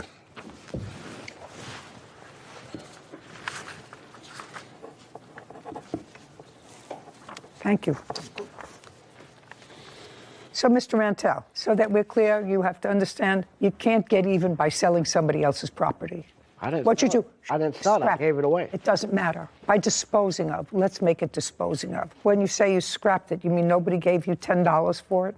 Not a dime. Okay, then you can't give it away in retaliation. Why for not? filing. Why not? It was in my possession. No, because you took... Try to put me in jail for not something I didn't do. Just a second. I'm speaking. I'm speaking. You cannot sell someone else's property in retaliation for them doing something to you when you have legal recourse. Your legal recourse is to come here and file a case. You did it as a counterclaim and say he filed a false police report against me that I was using a gun. So that's what you do. The response to that isn't, I'm going to sell his property. That's not your response. You know, when I used to sit in family court, I had young people, one of whom was selling drugs for a very long time, heavy drugs. Kid, 15, 16 years old. And he had 6 or 7 priors for selling heavy-duty drugs. And I tried that case, and there was no question he was selling drugs. And his lawyer's argument at the disposition stage of that case was he was selling drugs because his grandmother died. I said, I lost all my grandparents, and I was close to my grandparents. I did a lot of things. I grieved, lost my appetite for a while. I was sad, but I didn't sell drugs. So when somebody does something to you that you believe is against the law, your responsibility is you file a case against them. Right. You proceed legally against them. You don't take it out in another way, because that doesn't make a civilized society. Just doesn't. That makes sort of a vigilante kind of thing. So you shouldn't do that. So you have to pay him for his engine. Now, as far as the second piece of your case is the $800 that you gave him, I have no idea how much it was to fix your second car, but he did in fact fix it. And since you had no particular agreement with him on how much it was, and according to you, you couldn't deal with someone, you didn't have the funds to deal with someone who was, I think the word was legitimate. Legitimate. That's a problem that I can't resolve for you. Now let's get to this argument and his counterclaim. The argument that you had was over the truck. The white truck? Yes. Any truck. I don't care what. Yes. I'm not a truck girl myself. I like 4-door comfortable sedans. And this argument took place on what date? Why don't you tell me, Mr. Rantel, because this is your counterclaim. It was the end of April. End of April of 2022. Yes. And the police were called. No, ma'am. Yes, the police were called. They showed up at my place. No, the police report is 7/25/22. 7/25/22. May I see the police report? Yes, ma'am. Your Honor. That's a lie, because it was April. I'm going to look at it. Just a second. Yeah, time of occurrence, April 22nd, 2022. It was April. Yeah. Yes, I got him. Truck mechanic Sean Ethel of wrongfully selling his engine and threatening him. Sean claims Michael accused him of flashing a gun he never owned. Now, I'm going to look at it. Just a second.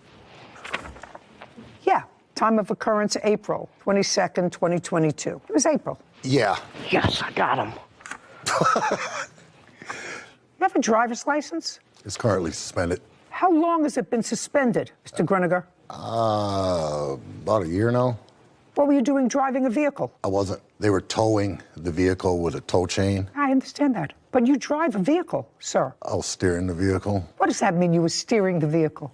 Driving it. The vehicle moving at 4 miles an hour. I don't care if it was running backwards. I just asked you. You have no license because according to the police, you having a driver's license would be inimical to public safety. That's what it says here. Now, why is that? Have you had accidents in the past? Yes. Yes. Serious ones? Yes. Okay. You don't need a truck, you don't need a car. You have no driver's license. No, ma'am. Me and my son, we work construction together. He drives. Do you know how old I am? Do you have any idea how old I am? You think that I believe that? I was only going 4 miles an hour. I will set the rules of what it is that means driving. You go 5 miles an hour, it's really not driving. He lives driving. 3 blocks away from him. We were just I don't care. towing it down the street. I don't care. Whether you were in the kitchen, he was in the laundry room. And when you spoke to the police, Mr. Griniger, there were 2 other witnesses, and you would not give them the last name or contact information for either of them. Is that right? That's what it says here, unless it's calling the police. Yeah, I didn't know his last name. And you wouldn't give them your son's name because you say he doesn't like police. And that I want to make straight. That is not true. I would not tell a police officer my son Should be noted that Griniger stated that Michael Jr. would not give a statement because he didn't like police. Right. As well as Griniger would not give the phone number for Michael Jr. I'm just telling you, I'm reading you what I know, but you handed me. It's your evidence. Yep, I'm sorry. Okie dokie. Did you make an application, Mr. Griniger, for any sort of protective order against him? No. No. You were advised by the police that you could do that if you wanted to. No. Interesting. Yeah, that report is interesting.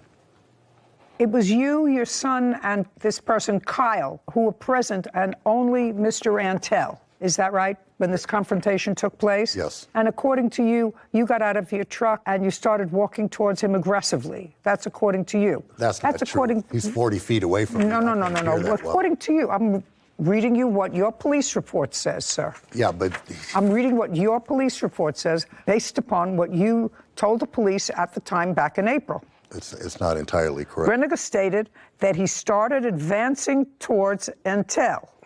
Griniger also stated that he called Antel while he was walking towards him. It should be noted that Griniger stated, and this is all on body cam, that he was walking towards Antel aggressively. Griniger stated that Antel then pulled what he described as a black handgun out of his sweatshirt pocket. He described it as black and silver trim. He stated that he did not point it or say anything, just showed it to him to make you aware that he was carrying. And after the police interviewed both of you and confirmed the 2 people with you were out and you were walking and confronting him aggressively, called his names, and could not confirm the fact that he had a gun, took out a gun, not pointed it to you, just showed you that he had it, they decided to do nothing.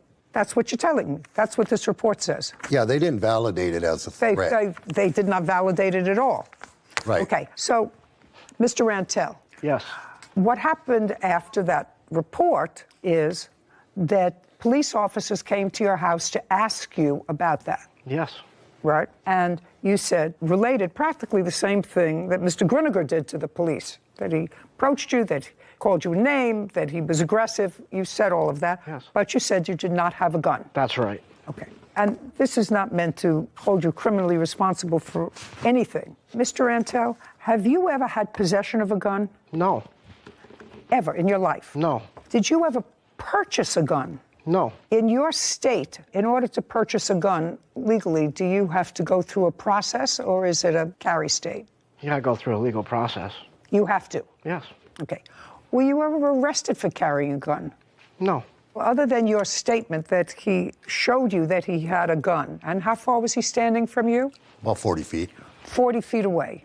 And you saw him take something out of his sweatshirt pocket. He didn't remove it out of his pocket. He removed his hand covering it. What does that mean? It was in his pocket. He was wearing a hoodie. How do you know it was in his pocket? What do you have, X-ray vision? No, my son seen it because his vehicle was right alongside his vehicle. So my son seen it, and then when he got back in his car and pulled up another 10 feet and got out of his car, turned around and said, yeah, bring it, and a few expletives, and then pulled his hand out of his hoodie pocket and revealed the handle of the gun. Just a second. So you're saying at that time you saw it? Yes. You saw it, not your son My 40 son feet away. Seen it not on the son seat 40 of his feet car. away. That's a lie. But you saw he reached in and grabbed it and put it in his sweater because when he got back out of the car to face me is when he decided to show me he had a gun. Okay. Were you out of your truck at the time? Yes, I was standing beside Okay, it. so you were out of your truck. And what about your son? Was he out of the truck? Nope. He was in. What about Kylie? He remained in the truck, too. He was the one in front pulling the truck that I was steering, and he was following behind. It was a little convoy. And Mr. Rantel was by himself? Yes. He was driving down the street in the opposite direction. Mr. Rantel, I am not satisfied, quite frankly, and cannot make a determination whether or not you had a gun or what appeared to be a gun or what appeared to be something in your pocket, or whether you even moved your hand in your pocket to demonstrate maybe you had a weapon. I don't find that the acts that you allege that he committed by filing this false police report is something that I can justify giving you a financial award for, because I'm not so sure that you didn't have something in your pocket. I'm not sure. In any event, Mr. Rantel, you owe him for the engine that you discarded in a peak. You can't do that. Cost of the engine was $590, right? $590. Judgment for the plaintiff. We're finished. Your Honor. Court is adjourned. I was kind of in a hard spot. I needed my truck fixed. Try to push me and push me. I trusted him.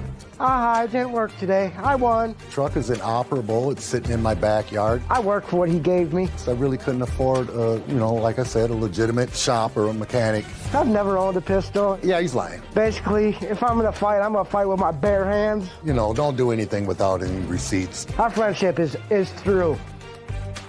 It's really hard when you have two difficult people, but there was something about what he said that had the ring of truth to it. Very honest. A directness. And I'm really not convinced. Were you? No, I wasn't either. That he had a gun? It could have gone either way, and while I believed his outburst of innocence, I couldn't imagine making something like that up, but maybe that's just me. So it was really difficult. I don't think I could have made a determination either way either. Yeah, and I think the answer is here. If you can't make a decision one way or another, it's not supposed to be a guess. It's supposed to be by some evidence. Yeah. But you can't sort of take the law into your own hands, and if he filed a police report, I'm going to scrap his engine. That's inappropriate. But with regard to the $800 that he paid him, there's no question he worked on the other truck. And he said he worked on it for 2 days. To drive it. And the plaintiff didn't have a license to drive it anyway. Yeah. And Sarah, didn't he say, I needed one functional vehicle? So something like that. We'll have to get Whitney to read it back. Yeah. Case number 2061, Laura versus Burke. All parties, please step forward. Michael Lara is suing car seller Donald Burke for a vintage car title. Mr. Lara, Yes, Your Honor. you had a truck, Yes. and that truck was a 2007 Yes, Your Honor. Nissan Frontier. Correct. When did you purchase it? I purchased it in 2019. From whom? From a private owner. I don't have his name, but I purchased it over on an auto app. So you found it online? Yeah. So it's still online. How much did you pay for the car in 2019? In 2010, I paid $10,000. I don't believe that. Let's try it one more time, Mr. Lara. Exactly how much did you pay for the car in 2019? $10,000, Your Honor. Show me a bill of sale. I don't have that bill of sale from back then. Okay. I have only the title that I had. Okay. Let's assume for the moment that that's almost accurate, because the truck is now worth somewhere between $8,000 and $9,000. So that would be a depreciation. So now it's worth $8,000. Okay. You decided to sell it. Correct. To trade it. And you put an ad online to sell it? Yes, I did. You, Mr. Burke, had a 1947 classic Chrysler sedan. Yes. When did you get that? Beginning of the year. Beginning of 22. And where did you get it from? A car dealer had it for sale. Car dealer where? Montclair, California. You remember the name of the car dealer? No, ma'am, I don't. But it was the beginning of 2022. Yes. And was it an ad online? No, I was driving by and saw the car. I kind of liked the way it looked. How much did you pay for it? $12,500. Do you have a bill of sale? No. That was just this year. Why don't you have a bill of sale? I have the registration and title. I don't need the registration and title. I need a bill of sale. I don't have one. Difference when you buy it from a private party, but if you buy... Do you have... It was the beginning of January. How did you pay for the car? Cash. Cash. Do you have a withdrawal from your bank of $12,500 to show me? No, I don't. Well, how do you expect me to decide this case? You have a claim, you have a counterclaim. Nobody has any proof. How do you expect me to decide? Each of you is suing the other for $10,000 without any proof of anything. How do you expect me to decide that? Correct, Your Honor. You got it? Yeah, I got it. You got it? Yes. Michael Lara claims car seller Donald Burke owes him the title to a vintage car. Donald is countersuing, claiming Michael broke their agreement. Okay. Do you have a car now? Yes, I have a 2001 GMC truck. No. You have his car. Oh, yes, I have his car, yes. You Your Honor. have his car. Yes. And you have his truck. Yes. What do you want me to do? I wasn't the one that started this. Okay, Your Honor. He doesn't have the title. Well, he never produced the money that he was supposed to produce. I have his title to his vehicle. He signed it over to me, and he gave me the keys as well. Okay. I didn't ask you anything. Well, I want you have the title, you have the keys, you have the truck. Correct, Your Honor. My question to you is, you have the title to his car. He paid, let's assume he's correct, that he paid $12,500 for the car in the beginning of 2022. That car, which is a classic car, is now for sale, because I looked it up, I don't remember the numbers, for? Between $18,000 and $60,000 on the high end of what I've seen. Okay, so it's worth considerably more than what you paid for it. Roughly $10,000 more than what you paid for it, right? That's correct, Your Honor. You don't know him, do you? No, I don't, Your Honor. There would be no reason why he would make you a gift. Is that right? That's correct. And you have the title for that car. Yes. Because you say, according to you, that he didn't fulfill his promise. Correct. His contract to pay you an additional amount for it. Now, you say he agreed to pay you an additional $10,000 for it. Yes. I don't know that because none of it's in writing. Anybody have any proof of that? No, Your Honor. No. Good. And you want your car back. I would just... You want your car. Well, I'm not giving you $10,000. I want you to just understand that. Yes. Because you have no proof here of anything that satisfies me. So I'm asking you, you want nothing or do you want your car back? I want your $10,000. I'd rather have my car back than nothing. You'd rather than have your car back. And I'm sorry. you have the car. Yes, I do, Your Honor. And you put in some money in the truck. Yes, the catalytic converters were bad. How much money did you put into the truck? $2,165. Okay. And you have proof of that? Yes. Yeah. Where? Can I help him? I don't need you for anything. Here. And it still needs another $2,165 for the other side. And you have the title to the car, is that right? Yes. Now, do you want nothing or do you want your truck back, even though he added money to it? Do you want nothing or do you want your truck back? That's my question to you. You want nothing or you want your truck back? My truck. Great. And you want your car back? Yes. Perfect. And both of you have agreed, because there was clearly some misunderstanding between the two of you, giving you the total benefit of the doubt, sir, that there was additional money to be forthcoming. I'm speaking. Understand this. Neither one of you are leaving here with a penny. Do you understand? Yes, Your Honor. Do you understand? No, I don't. I put very $2,000 into his truck. Very easy. Very easy, sir. You're getting back a car that you say is worth, she says, is worth $20,000. Your Honor. Sorry. It's not going to work for you. You're going to each end up with your own cars back. Since there was clearly a misunderstanding about the nature of the contract, what I'm telling you is I'm going to prepare an order that within 5 days of today's date, you are to exchange cars. Figure out where you want to do that, a mutually convenient place. That's the order of the court. Goodbye. Court is adjourned. Not even the $2,000 I put into his truck? Goodbye. This way, sir. You can sell your 47 for a lot more money. I didn't bring us here. He brought us here. I liked this car. He liked my truck. When I got there, we did the exchange. He signed the titles. He gave me the keys to the vehicle. Well, he gave me a truck that needed a $4,000 repair, and he didn't mention that when he gave it to me. And my car, was nothing wrong with my car. I have always maintained my vehicle. I have records of it and everything. I'll just keep my car. No more business deals. So I really agree with you that there was no meeting of the minds because the defendant thought that the plaintiff was going to pay him an additional $10,000 for the 1947 Chrysler, and no one had any proof of anything. So it's really hard to come to court with zero proof on either side. So I think your ruling to leave them how they were found prior to any what they believed to be a contract was the right decision because... I'm so glad you felt that way.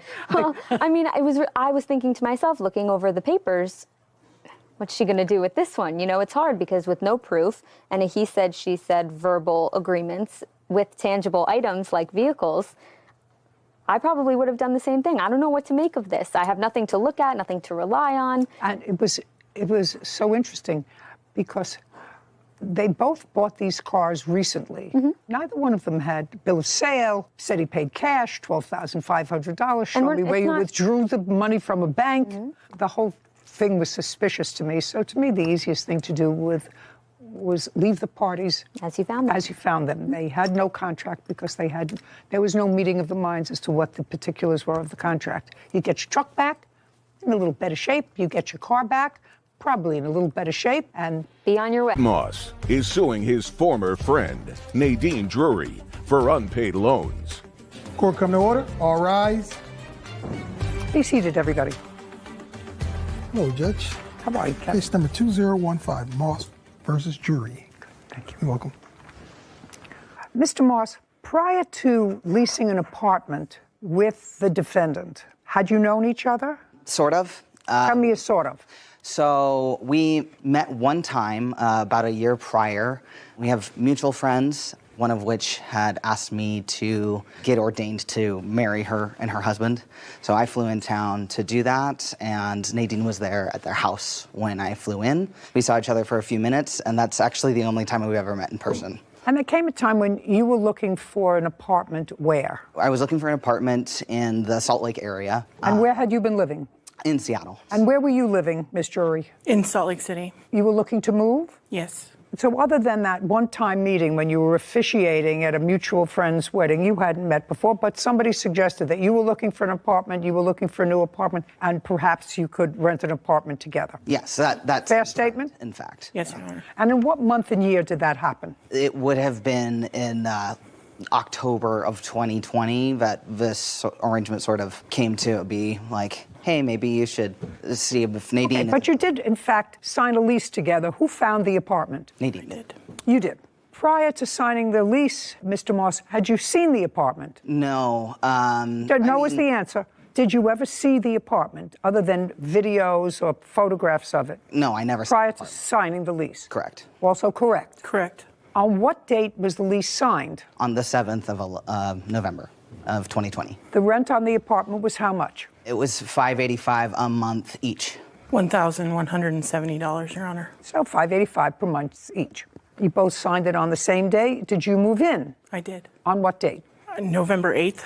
And you were still in Seattle? Correct. Did you ever move into the apartment? Never. Okay. And that is also correct? Correct. Because for whatever reason you decided to stay in Seattle? Correct. Is that work-related or socially? Social. And then you contacted her and told her that you weren't intending to move in. Correct. But that you would continue to pay your half of the rent. Is that also correct? Correct, Your Honor. And you were making a direct deposit to the account to pay the rent? Yeah, it was an automatic payment from my account to the rental. To the rental office? Yes, to the rental office. Then you came to find that Miss Drury had stopped paying her portion of the rent. When did you stop making payments on your portion of the rent? In January. So you paid either full or partial for November because you moved in on the 8th, and you paid December's rent. Correct.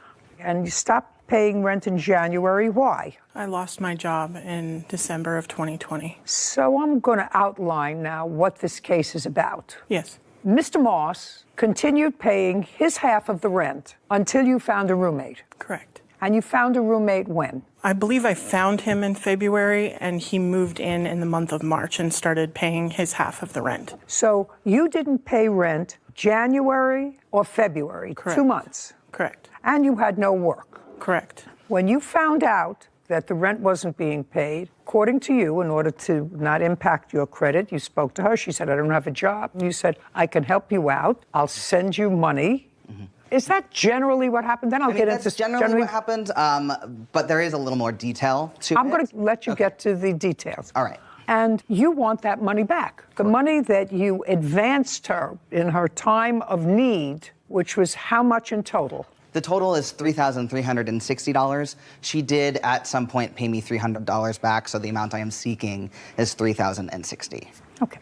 Are those figures accurate? Yes. And he gave you that money, not because you were good friends, because you were a relative. He had met you one time. Right. And he had, in fact, said to you, I will continue to pay my rent, even though I know you from hole in the wall. I will continue because I signed this lease until you find someone to get me off the lease. That's correct, Your Honor. And your defense, it seems to me, to this action is that he was really trying to scam the government by depleting his bank account so he could collect food stamps or whatever.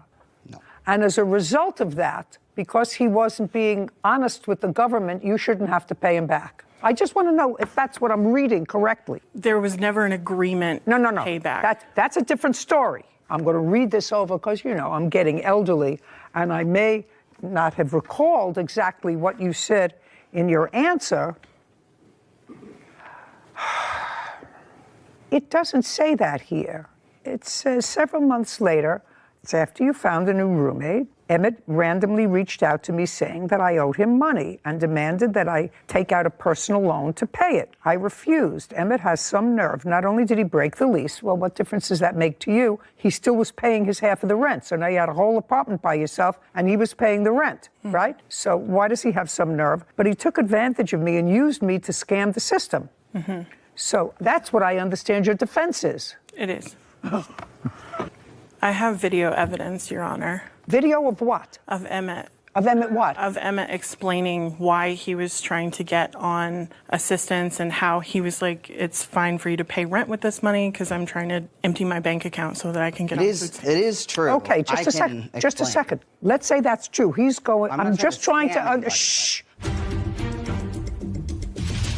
Owes for unpaid loans. Nadine says Emmett broke the lease they were both on.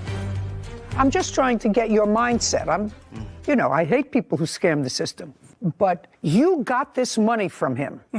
And your defense is that he was trying to scam somebody else, so you shouldn't really have to pay him back, even though it was his money. It was his money. It was his money that he took out of his bank and gave to you. Right. For no reason. That I never agreed to pay back for a lease that he was legally on. He's responsible for that rent money no matter what. You mean so you get to live there free? No, Well, just a second. So you get to live there free. If he paid for it for the months that you didn't, you got to live there free. He wasn't even living there. It's not as if he was living there and you didn't get to live there free. You lived there alone.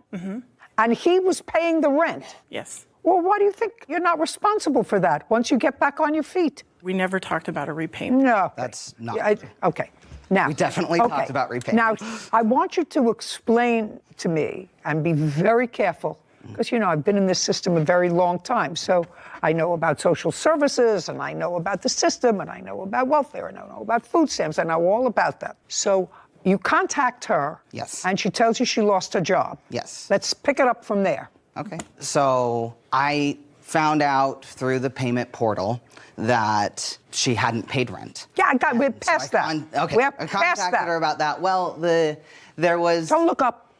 Apologies. I sent her money that night. No. You contacted the portal, and then you had to have had a conversation with her. Right. If you tell the truth, you don't have to have a good memory.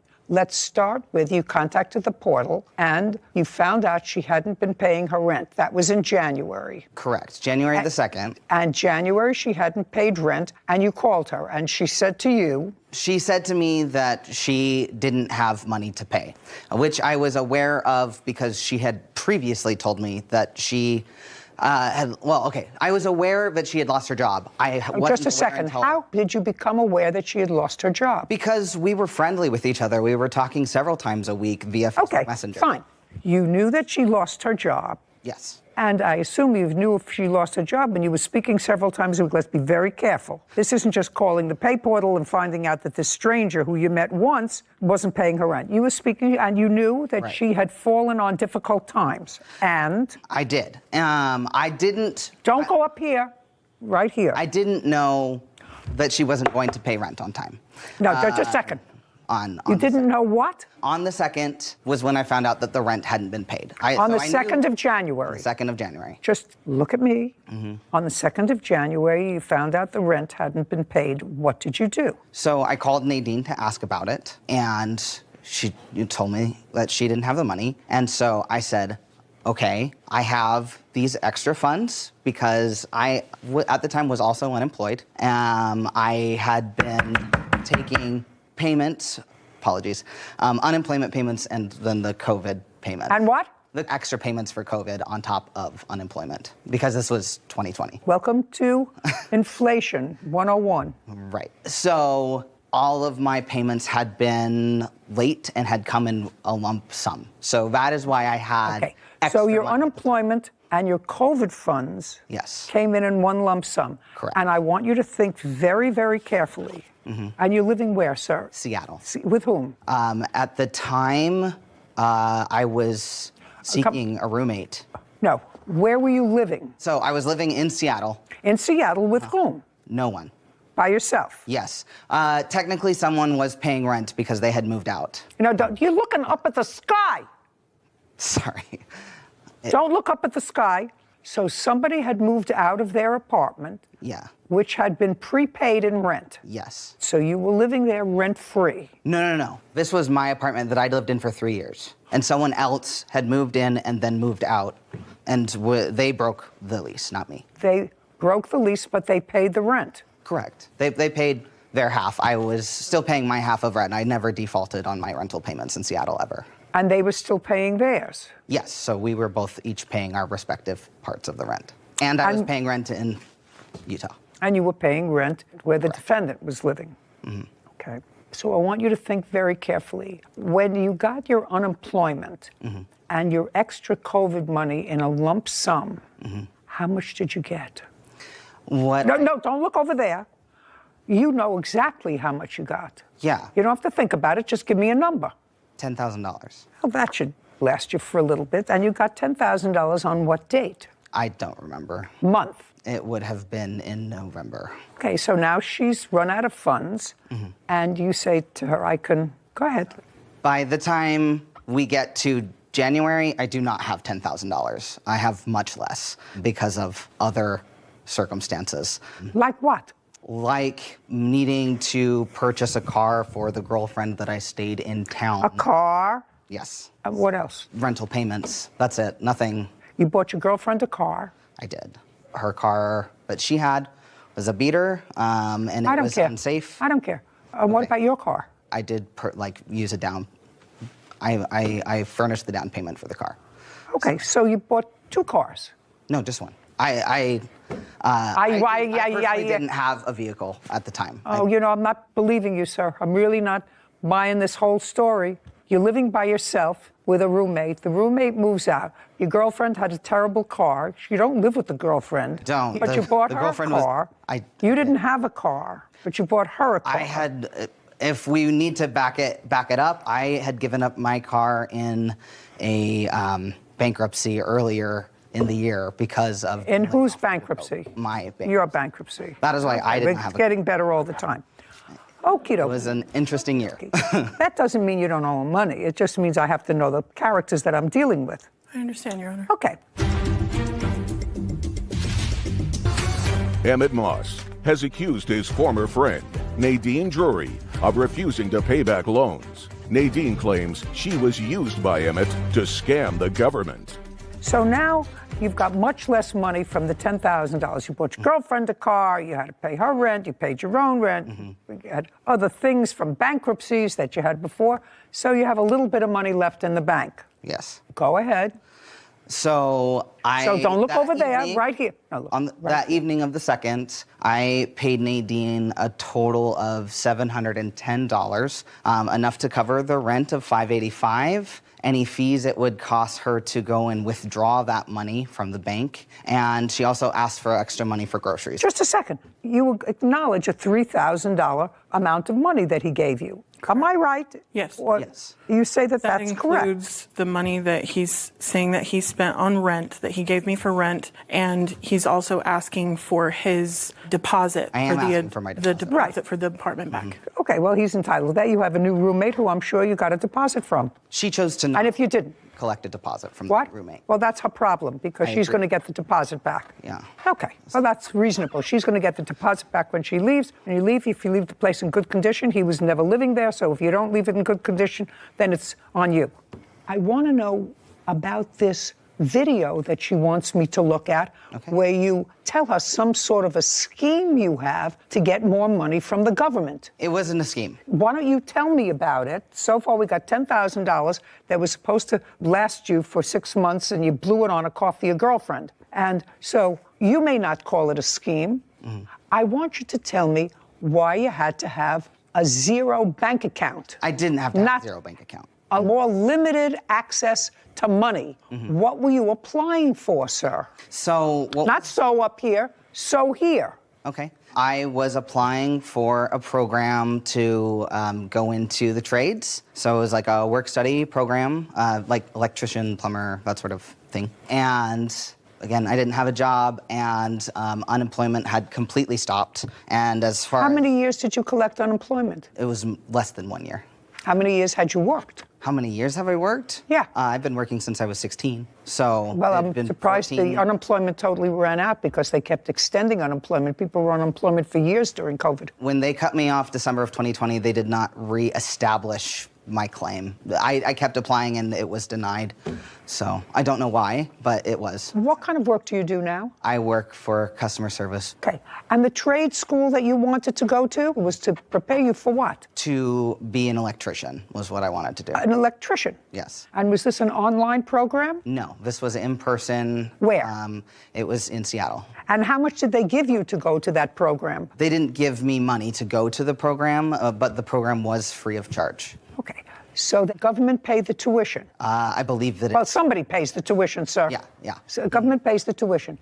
And while you were going to the program, which you said it was in person, how were you supporting yourself? So... Were you getting any government assistance that was connected to this trade school?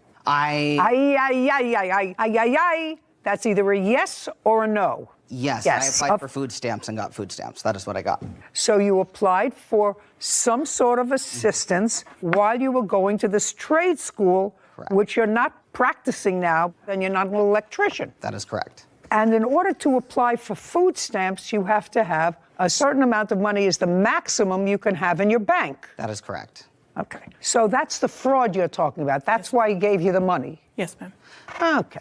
I mean, just a second. I also gave her the money because she was going to need the money for rent. Like, it was one of those situations where it was mutually beneficial for me to give her the money, but it wasn't. You're looking up at the sky. I understand what happened. So I wasn't going to have any way to support myself. I needed something to, the $2,000 was going to cover the rent for my place and my place in Seattle and my place in Utah, and then I wasn't going to have anything left. I understand that it became mutually beneficial for you to advance her the money so that your bank account would have less in it so that you could receive assistance and also get free tuition at a trade school that you didn't use. My intention was to use it, and I changed my decision later. Do you think the trade school charged the government once you enrolled in it? Yes. Yes, of course they did. And you know how much the tuition was in the trade school? Yes, you have to know. No, it was free to you, but it wasn't free to the government. Right, the government pays. $1,500 was what I was made to understand. Baloney. You people really somehow deserve each other, but you owe him $3,000. Madam, judgment for the plaintiff. We're done. This court is adjourned. I'm a little bit shocked to be made out as a government scammer. I mean, I lost my job and I wasn't able, and he bailed on the lease that he signed. Because that wasn't ever my intentions. I mean, I was alone. I had lost my job. I just didn't have any support. Definitely careful about getting money from the government. Just glad it's done. Glad I don't ever have to see him again. Haven't had to do that since this whole situation, and I intend to keep it that way.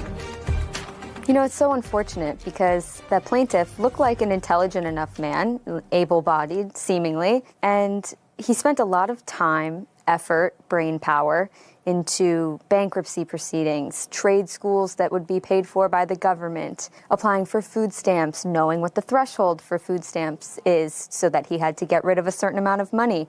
That seems like a lot of time and effort that could have been better spent gaining legitimate employment or skills at a trade school legitimately. And it's just unfortunate that some people decide to take the path that I view as more difficult in searching for ways to get free money. Really unsatisfying. Yeah. If you think about it, unsatisfying. Maybe going forward, he'll take a different path. Maybe. Boyfriend Willie Albrecht for filing a false police report and harassment. Court come to order. All rise. Have a seat, please. Case number 2068, Automatis versus Albrecht. Thank you. You're welcome. Mr. Albrecht, I'm going to start with you, sir. Yes, ma'am. You are the current live-in boyfriend of the plaintiff's ex-wife? Soon to be. Of the plaintiff's wife. Correct. Mr. Adamus's complaint is that as a result of you making a call to the police, he was defamed when you said that he was trespassing. It was a false call to the police, and he wants to be compensated to the tune of $2,500. That's what the case is about. So in order to make this whole thing in context that I understand, how long have you been living with Mrs. Adamus? Since June of 21. How long do you know her? Since January of 21. Have you ever been married? Yes, I have. When and for how long? Previously to April of this year, I was married for 15 years. So you were married when you moved in with Mrs. Adamus? Yeah. Legally? Legally. Did you own your own home? I did. With your then wife? Correct. Did she stay in the house? She did. Does she have a boyfriend? Yes, she does. Do you like him? No, I do not. Does he live in the house? Not at this time. Did he ever? Yes, he did. And you didn't like it? No, I did not. So I want you to understand that there is maybe a reason why the plaintiff resents you living in a house that he owns with his still wife, and you're living there. Do you understand? I do. Because you sort of have the same situation. You're kindred spirits. Just a minute. Actually, you're kindred spirits. Except my 15-year-old son also lives with this young man. So who cares? Oh. Well, that's all right. But you understand why he might be annoyed. I do, but... Okay. So now, understanding all that, I want you to tell me, because I'm not totally sympathetic with you, sir, because if you and your wife are divorcing, you're entitled to move on with your life, and so is she entitled to move on with your life. Where do you live? You live in an apartment? I live in a condominium. Okay. How long have you lived in the condo? I've lived when we separated March of 2021. And who do you live with? I currently live with my... No. Who do you live with is the question. My older son. And how old is he? 19. And how many bedrooms are in the condo? 2. And what about you? Have a girlfriend? Yes, I do. Ever stay over? My house? No. Do you ever stay at her house? No. Does she live with her children? Yes. And is she divorced? Yes. And she stayed in the house? Yes. You see how all these things go? It's just as the world turns. It's just what happens. I've been there. Understand it all. Can either make it hard or difficult. Who pays the mortgage on the house? Paid off. Okay. So you have one teenage child, your wife has the other. Yes. And how close is the judgment to divorce to being finalized? Not close. Not close. Is that for financial reasons or custody reasons? Financial. Have to do with the house? Yes. Okay. How much is the house? I'm just fleshing this out. Speculating. Only because I'm a little bit of a yenta. Behind this purple robe is a little bit of a... You know, with the housing market, being a CPA, you know, it's hard to say, you have to do, but I would say somewhere... Why don't you give Sarah the address of the house, and we'll tell you what this estimate is. California. While she's looking that up, tell me when you and your wife purchased it. 2006, August of 2006. And during the course of the marriage, were you employed all the time? 100%. And what about your wife? 100%. So you were both employed and both contributed to the house. Fair statement? Yes. Great. Okay. It's 4 bedrooms, 2.5 baths. The estimate is $552,000. And just for my own curiosity, what's the rub about the house? The rub Come on, it's simple. The It's rub about simple. the house is she's now went in and spent an ungodly amount of money on fixer-upper after I moved out and went into massive amount of debt. The house was fully paid off, and she's now in massive debt. She's put in fixer-upper. No, don't look at her. Okay, that's look what at me. Okay, so she's fixed up the house after you moved out. Correct. And? It's not a problem. Just a second. So what's the problem? There is no problem with the house, meaning that we're still debating who's actually going to end up with the house. We haven't decided. Well, whoever wants to be in the house buys the other one out. Exactly.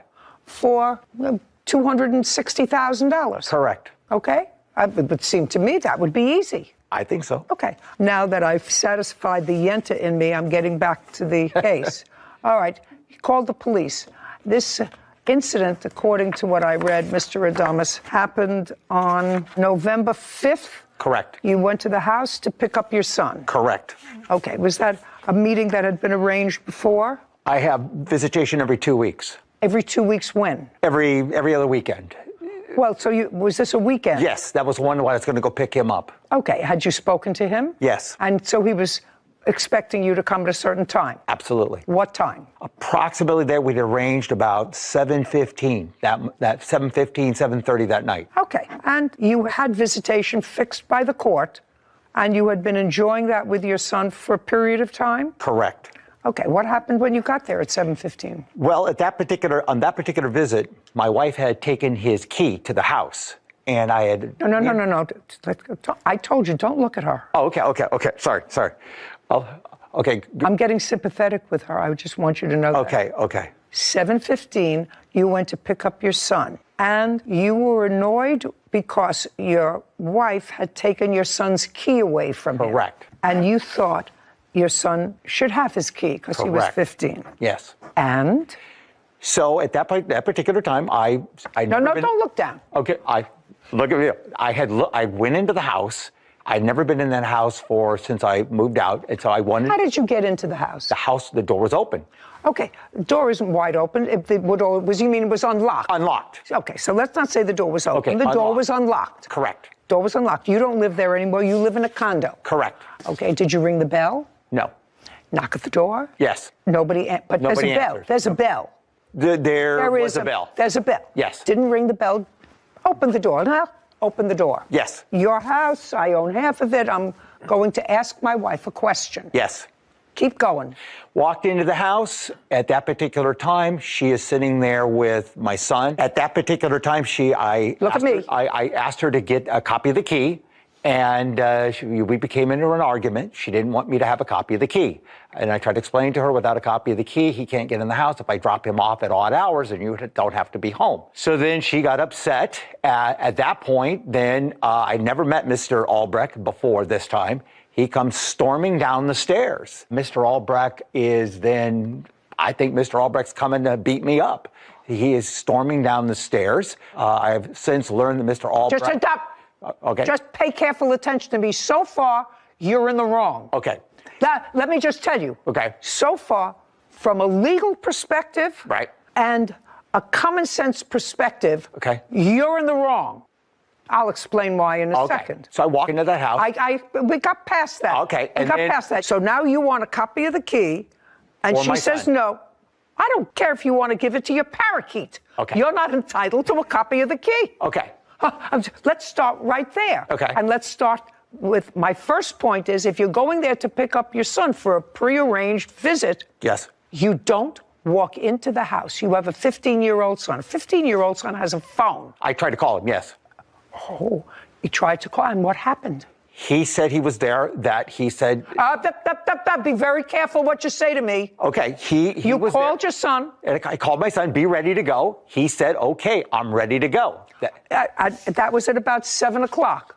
Yes, approximately. What do you mean, yes, approximately? Yeah, I was probably on my way to pick him up. And so when I come up there, I call him on the phone. Okay, he's ready to go. Yes, are you ready to go? Okay, so you walked in. Okay. You had no right to enter the house. Did not know that. Well, you had no right to enter the house. You knew that your wife changed the locks. I did not know at that time she had changed the lock because the door was open. I had not been No. Listen to me. You went there because, Mr. Adonis, you have to be a two-process thinker, sir, before you give me a lot of baloney. Wrongfully called the police while visiting his own house. Okay, if you needed a copy of the key to a house that you partially own, yes, you would have had a key to the house. Correct. You didn't need a copy to make because you would have had one. Okay. So you knew that your old key didn't open the house. Otherwise, you would have said, your mother took away your key. I'll make you another key from my copy. True. True. Of course it's true. So, so he called the police and he said you were trespassing. No, he didn't say that at all. What did he say? He said he told me I was trespassing. Then he called on the phone, and when he's on the phone with the police department, he is telling them that I am now committing domestic violence. Now, that is a very serious charge. I mean, okay, we can debate about my access to the house, but when you call the police and say that I'm committing domestic violence, which is a crime in the state of California, that's a game changer. So I want to ask you a question, Mr. Adonis. When you walked into the house and you saw your wife and your son, I want to know, when you walked in uninvited, true, your first words were, I want a copy of the key. That's what you said. You said, I want a copy of the key. Would you read that back to me, please, Whitney? I'll go with that. At that particular time, I asked her to get a copy of the key, and we became into an argument. So now you're in an argument, and you're a trespasser. Your case is dismissed. Goodbye. Goodbye. Okay. This court is adjourned. Very, very shocking. She's absolutely correct, as she usually is. I had no idea this was going to blow up into World War III. Because he's all about winning. He didn't get his way. He was throwing a temper tantrum. I feel that he's just trying to do whatever he can to keep me out of the picture. He lives by his own rules. He just simply wants me out of the way so he could take over. Let the courts decide. It's always so unfortunate when people divorce. I mean, the story is this. I could have written the script without even listening to the people. But they have two teenage boys, 15, 19 years old. One's chosen to live with the father. One's chosen to live with the mother. Clearly, the son said to him, Mom took away my key. Mm-hmm. She clearly took away his key for a reason. Mm-hmm. I didn't even want to get into what the reason was, but clearly she took away the key for a reason. Otherwise, she doesn't look like an unreasonable person. Her boyfriend doesn't look like an unreasonable guy. And he was flexing his muscles. Mm-hmm. And the fight is over the house because I gather that's the only real asset they have. Yeah. Anyway, unfortunate when people don't realize that they have to love their children. Is suing her former employer, Kimberly Stewart, for unpaid wages and defamation of character. Court come to order. All rise. Have a seat, please. Hello, Judge. Case 2103, Horn versus Stewart. Thank you. You're welcome. Ms. Horn, it is your allegation that the defendant, for whom you worked for a relatively short period of time, owes you some wages. Yes, ma'am. And in addition to owing you wages, you are suing her because you claim she defamed you by calling you a drug addict. And she went to my board telling them that I did other acts. Well, you can't tell me what she told anybody else because that's hearsay. Could I give you the evidence? No, you have to wait until I'm finished. Okay. That's your claim, that she owes you money for wages that you weren't compensated for and that she defamed you. The defendant says that you were an hourly employee. You were, in fact, paid for the hours that you worked. I assume that you are claiming that she paid for the hours that she worked. She has a counterclaim, and her counterclaim is that after you separated, parted company, you posted some very damaging and defamatory comments on the internet about her organization. So why don't we start with you, Ms. Stewart, and tell me what kind of an organization you have. Your Honor, what we do is that we provide opportunities for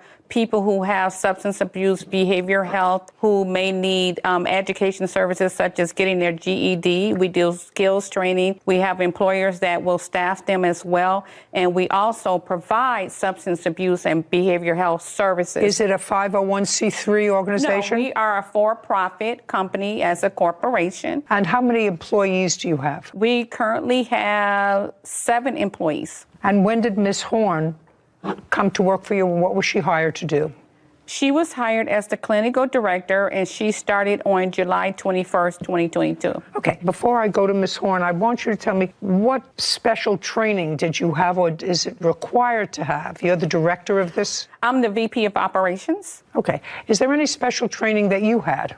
Besides having the master's in accounting, I have my own accounting firm. Okay, so you have a master's in accounting and you have your own firm? Yes. Okay, and you do operations for this? Okay, and Ms. Horn, I'd like you to tell me what your educational background. You were hired as the clinical director. Yes, ma'am. So tell me about your educational background. I've been in the field for 15 years. I have a master's in counseling psychology. I have my LPC, which is an independent licensure. And so when she wanted to do illegal practices... No. You're getting ahead of yourself, Ms. Horn. Yes, ma'am.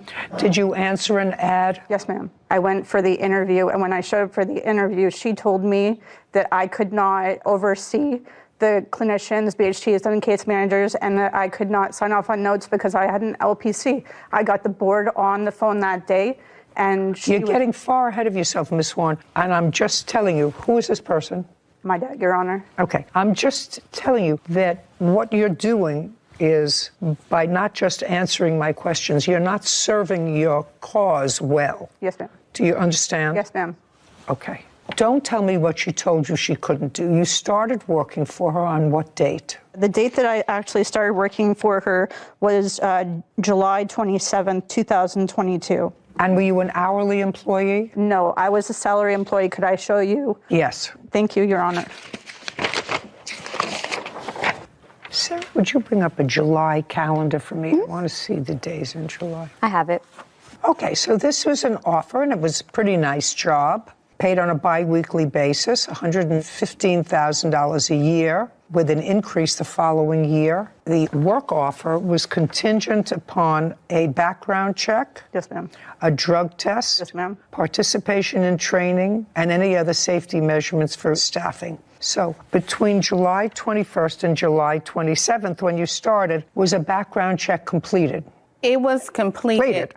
That's all I wanted to know. Was completed. Was a drug test completed? Yes, Not ma'am. before she started. No. Just a second. Between July 21st and July 27th was a drug test conducted. Yes, ma'am. It was conducted, but on the 28th, her drug test was done on the 28th of July, after she had started. Okay, so you took it on the 28th. Yes, ma'am. I need from the 27th to August 3rd. Yeah, the 27th was a Wednesday. Yes. August 3rd was the following Wednesday. Okay, so she worked Wednesday, Thursday, and Friday. And then the following Monday and Tuesday. The third No, would ma'am. be that Wednesday.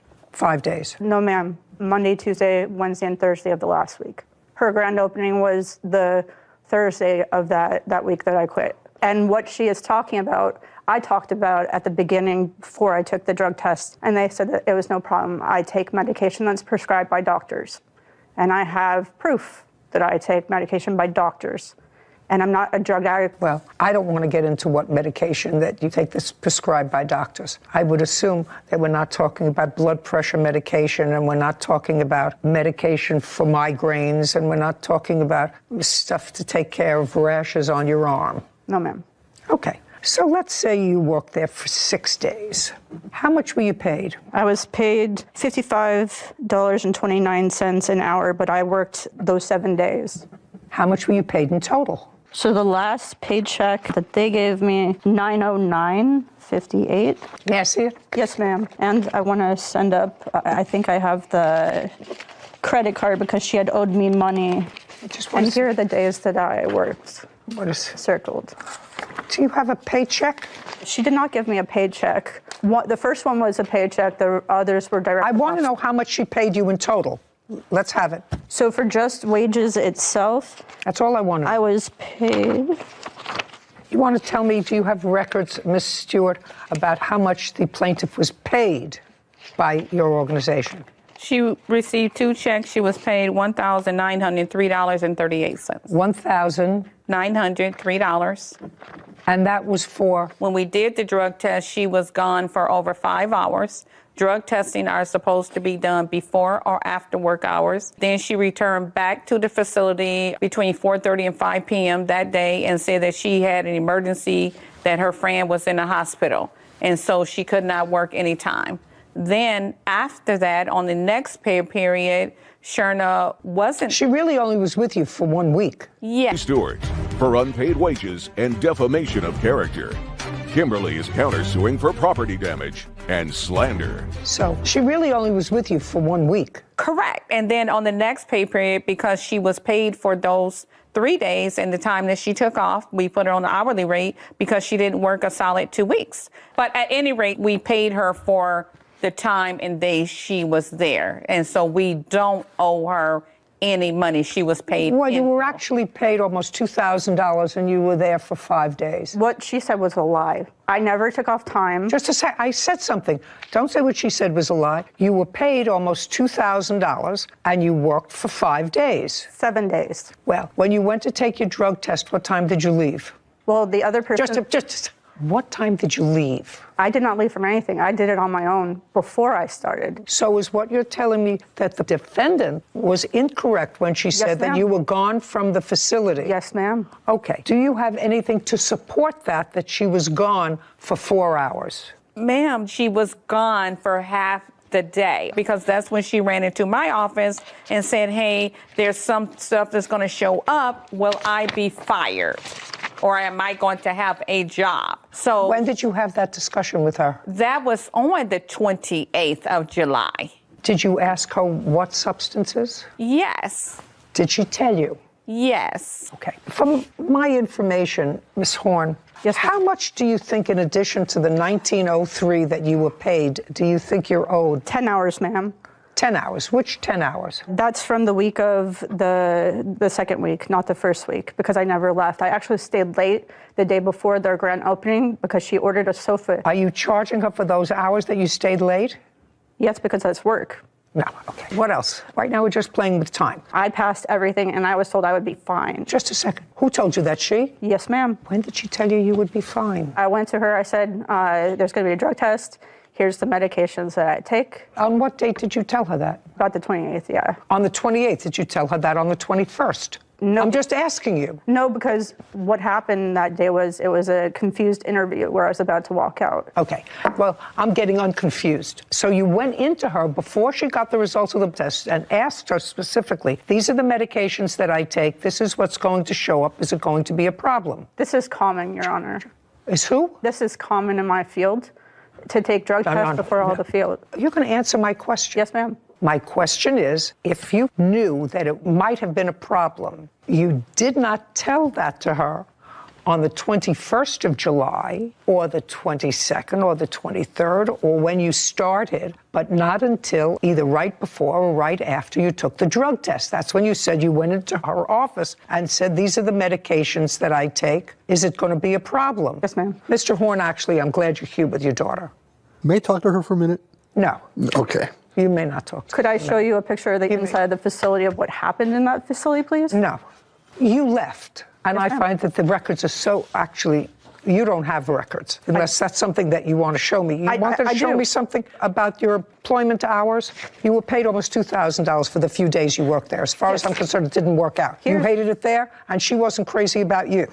Because I had to leave because I was going to be violating state law and federal law, which she's already done, Your Honor. I'm going to ask you, and you've been doing what you're doing for 15 years. Yes, ma'am. Tell me what job you had that lasted more than 3 years. I've moved. Tell me who you worked for in the last 15 years, more than 3 years. I can't because I was in graduate school and then I went to So you weren't, PhD. just a second, so you weren't in this field for 15 years, you were in school? I've been seeing clients since 2007. Privately? No. Well, what I asked you is, who did you work for in the last 15 years, more than 3 years? University. Is that where you went to school? Yes, ma'am. Is that where you went to school for how many years? 5 years. Your father wants to have a word with you before I'm finishing up with this case. You want to have a conversation with her? You're blowing it. You answer her question directly and don't go anywhere else. Okay. Was that helpful? Yes, ma'am. Okay. We're leaving the salary that you think you're owed. You say that the defendant called you a drug addict and thereby limited your ability in your chosen field. So show me, tell me I would like to submit the board allegations because everything... Just a second. And may I provide the timeline for what happened? What I want to know is, what is this? That is a falsified document. No, just say it is a document. To my board stating that I did things that I did not do. I highlighted the bottom. To your board or to the board? Shh. Okay, so this says a complaint was filed against you with the Arizona Board of Behavioral Health. Complaint alleges that you may have committed an act of unprofessional practice. If this is somebody filed a complaint against you. She lodged a false complaint. Shh. No, somebody lodged a complaint against you. Yes, ma'am. Doesn't say who lodged a complaint against you. It says a complaint has been filed. You didn't file this document. Yes, she did. Excuse me? It's her signature at the bottom. The types of documentation that were filed was list of medications, harassing and threatening emails and text messages, and budget left in desk. I don't know what that means. She said I had all of my possessions, but how did she only have my budget? I'm telling you that this is what it says. Yes, ma'am. Okay? The CEO filed this document, and you swore to the accuracy of this document. Well, this report says that you were complaining that the person who was doing intake had to have a master's level. Don't look at any papers. That's what you were complaining. Yes, That's ma'am. your first complaint. Yes, that ma'am. the person doing intake, and somebody said to you that the person who was doing intake was just taking basic information, and once the basic information was taken, they would be assigned to somebody else. But that's Your what Honor, it said. She said that she wanted to get some substance use information. My state board gave me this paper that I'd like to submit. Just a second. I don't care about your state board, actually. The question is, does she owe you any money? She doesn't owe you any money for salary. I've already determined that. I see what she was supposed to pay you. It's not that you were working there for days. You have hours that you think you want to be paid for. That's not happening. You were paid almost $2,000, and what I gather was a very acrimonious few days. I mean, you're talking about either 5 days or 7 days. You were compensated. Forget it. Has accused her former employer, Kimberly Stewart, of defaming her. Kimberly claims Sharna caused property damage and slandered her business. Okay, the only other thing that I have to determine is whether or not she called you a drug addict. Now, would you show me where she called you a drug addict? It wasn't just the drug addict. It was the false documents that I No. She's allowed to file a complaint against you, But I madam. never had a police officer come to me, question me, or anything. So if I did it, they would have come to me. Just a second. What I'm telling you is she is allowed to file a complaint against you. Yes, ma'am. They have a responsibility to look into the allegations of that complaint. Did they either sustain the allegations in this complaint? Well, this is just August, so I assume they haven't completed the investigation, or have they? No, ma'am. Okay, so they have not. That's why I'm filing defamation, because this is doing it on purpose. I'll let you have one more go at it. You say she's doing this on purpose. Hold on. Do you have... Yes, I have my father, who's a witness from court one day. What court? Can I explain? Don't speak. We were in court because they tried to file an injunction for harassment, and the judge, my dad... Just a second. Went to file an injunction against you for harassment? Yes, ma'am. Right after I went to the police. Just a second.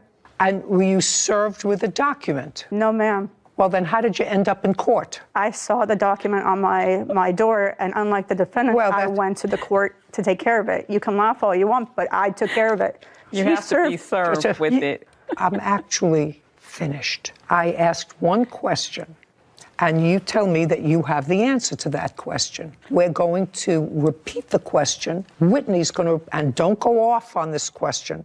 Just stick to what the question was. She said they did this thing, it's sort of either retaliation or on purpose, or... She said that's why I'm filing defamation, because she's doing it on purpose. On purpose. Okay, and it was the on purpose, and you said you wanted your father to testify to that and on purpose. Now go. Stand up next to your daughter. You are limited to the following. You are limited to telling me proof that you have on behalf of your daughter that the defendant has filed these charges against her, not on purpose, because she absolutely did them on purpose, but I assume that you meant maliciously. Yes, ma'am. Now I'll hear you. Okay, I'm going to keep this in secret. Maliciously. What evidence do you have that the defendant filed this complaint and swore to this complaint maliciously. I have no proof, but... Then you have no proof. Then you can sit down. Right, but that's not the question she asked. All I want to know is maliciously. Now you can sit down. Okay, now we're going to get to the last question that I have for you, and then we're done. Do you have anything in writing where she called you a drug addict? Your Honor, in the complaint to my board. Okay, we're done.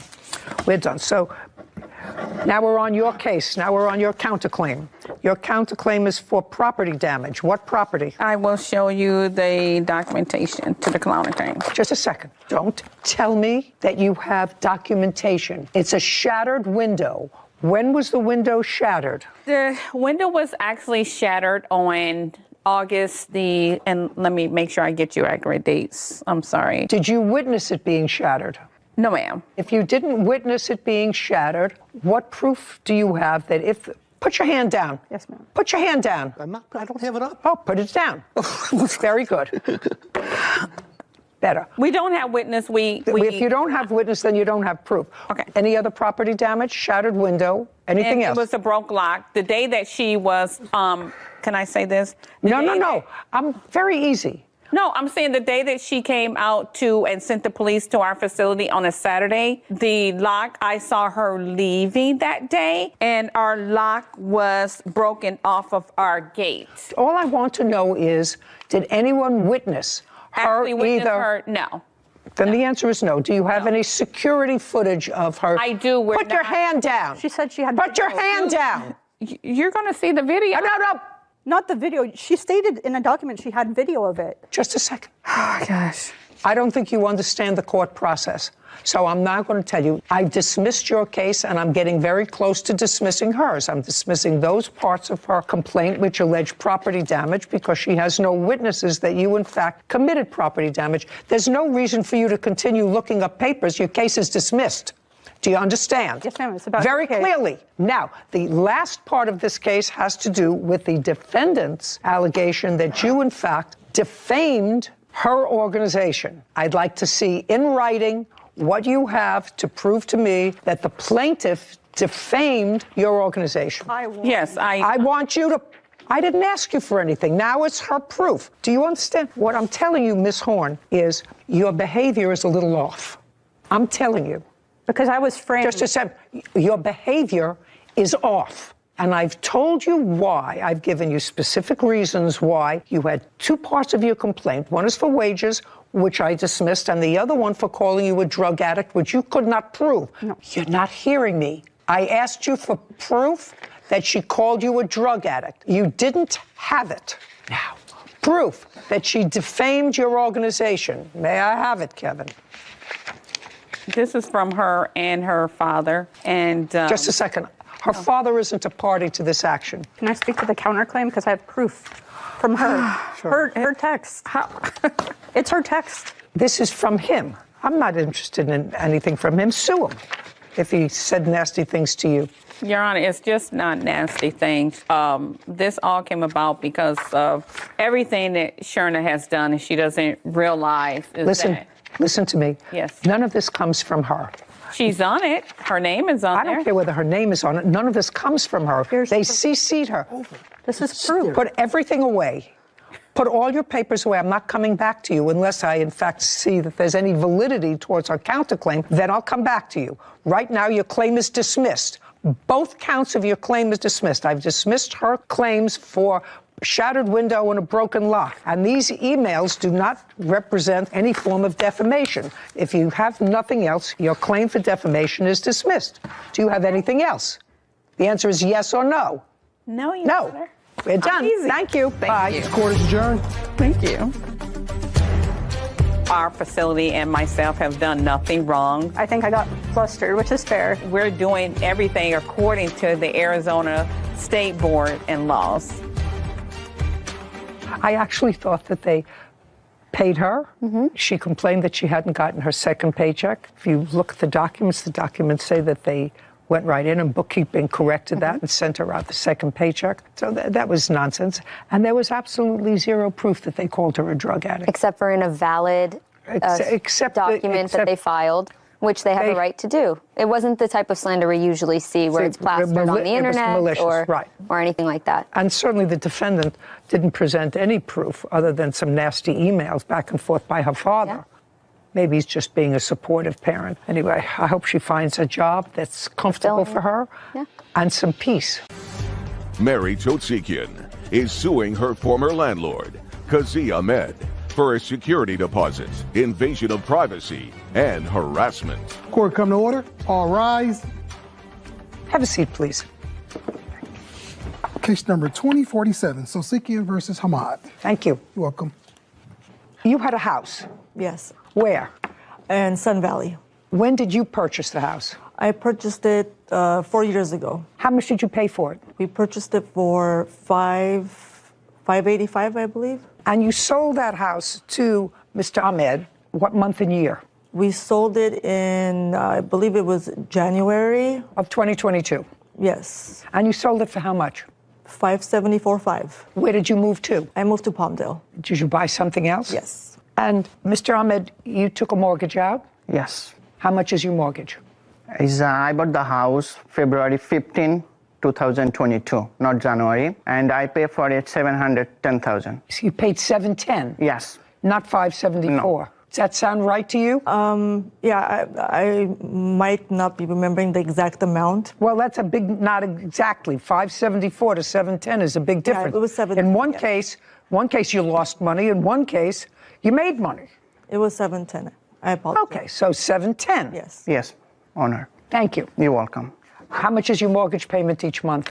$5,100. Okay, and when you sold Mr. Ahmed the house, you didn't have a place to go, according to your complaint, and you asked for a rent back. I was in escrow. But you didn't have a place to go, whether you were in escrow or in an igloo in Eskimo, it doesn't mean anything. You didn't have a place to go. Correct. So you asked them if you could stay in the house and rent it from them. How many people are there in your family? My family, it's 3 kids. So who was living in the house? You, It was me, my husband, and I have my 2 sons that are with me. My daughter doesn't live with me. So you asked if you could rent the house back for a few months. He was nice. He said yes. How much rent did he ask for? He asked for $4,000. He asked for $4,000? Yes, for 3 bedrooms, he asked for $4,000. Your Honor, no. Just a second. He asked for $4,000 even though his mortgage was $5,100? $4,000. I paid a whole total together with everything with security deposit, and I paid $12,000. No. That's not what I'm asking you with security deposit. That's what we're here for your security deposit. Yeah. I'm asking you, how much did he originally ask you? $4,000 was the... Okay, well, that was pretty generous of him to ask for $4,000, considering his mortgage was $5,100, and he doesn't know you from a hole in the wall. So that makes him a very nice person to rent it back to you so that he's at a loss every month of $1,100. Do you understand? Yes, I do understand. Great. And what you're doing here is you want your deposit back. Yes, that's correct. $4,000. And Mr. Ahmed says that not only did he have to spend $4,000 to fix the damage you and your family caused to the house while you were living there for those few months, but he had to spend an additional $6,000. That's what he says. He had to spend an additional $6,000 because the place was destroyed because you had a disagreement with him over the date that you were going to be receiving your deposit back. That's his claim. So there were a couple of things that were sort of questionable to me. I have not damaged, though. I have pictures of the house when I left. There was no damage. That's fine. You're going to show them to me. Okay. The one thing that I found strange, so now I have the facts straight. So you moved into the house in February? In the house? Yes. Yes. So you rented in February and March? Yes. 2 months? We moved out April 6th. Okay. Now, you told him you were moving out, and he came to the house to do an inspection. And that was before your move-out date. On what date did you meet together for him to go through the house? And let me refresh your recollection. You came to the house. He walked around with you. And at that time, he said these few things need repair. And there was not extensive damage anywhere. And when he got to the house, he rang the bell and he opened the door and you looked through the house. Yes. On what date was that? Do you remember? The day that I gave him my keys to the door. No. That's not the date you moved out. That's the date that he came there to do a walkthrough with you your husband and or children. I don't know who was there. And Your Honor, he made a lot of walkthroughs. No, I'm asking the last one that he made. The last one? Yes. The last one he did, I don't remember the exact date, but he had like 4 or 5 walkthroughs. Do you remember the date? What was the date? March 23. And when you went to the house on March 23rd, and they had been living there all of February and most of March. Was the house in pretty good shape on March 23rd? Was it in the same shape on March 23rd when you saw it on April 6th? Yes, because when I saw the damages of my house, I request her, what is this? I show her. No, just a second. What did you show her? About the floor damage, wall damage, and there is... Oh, well, show me on the pictures that you took on March 23rd.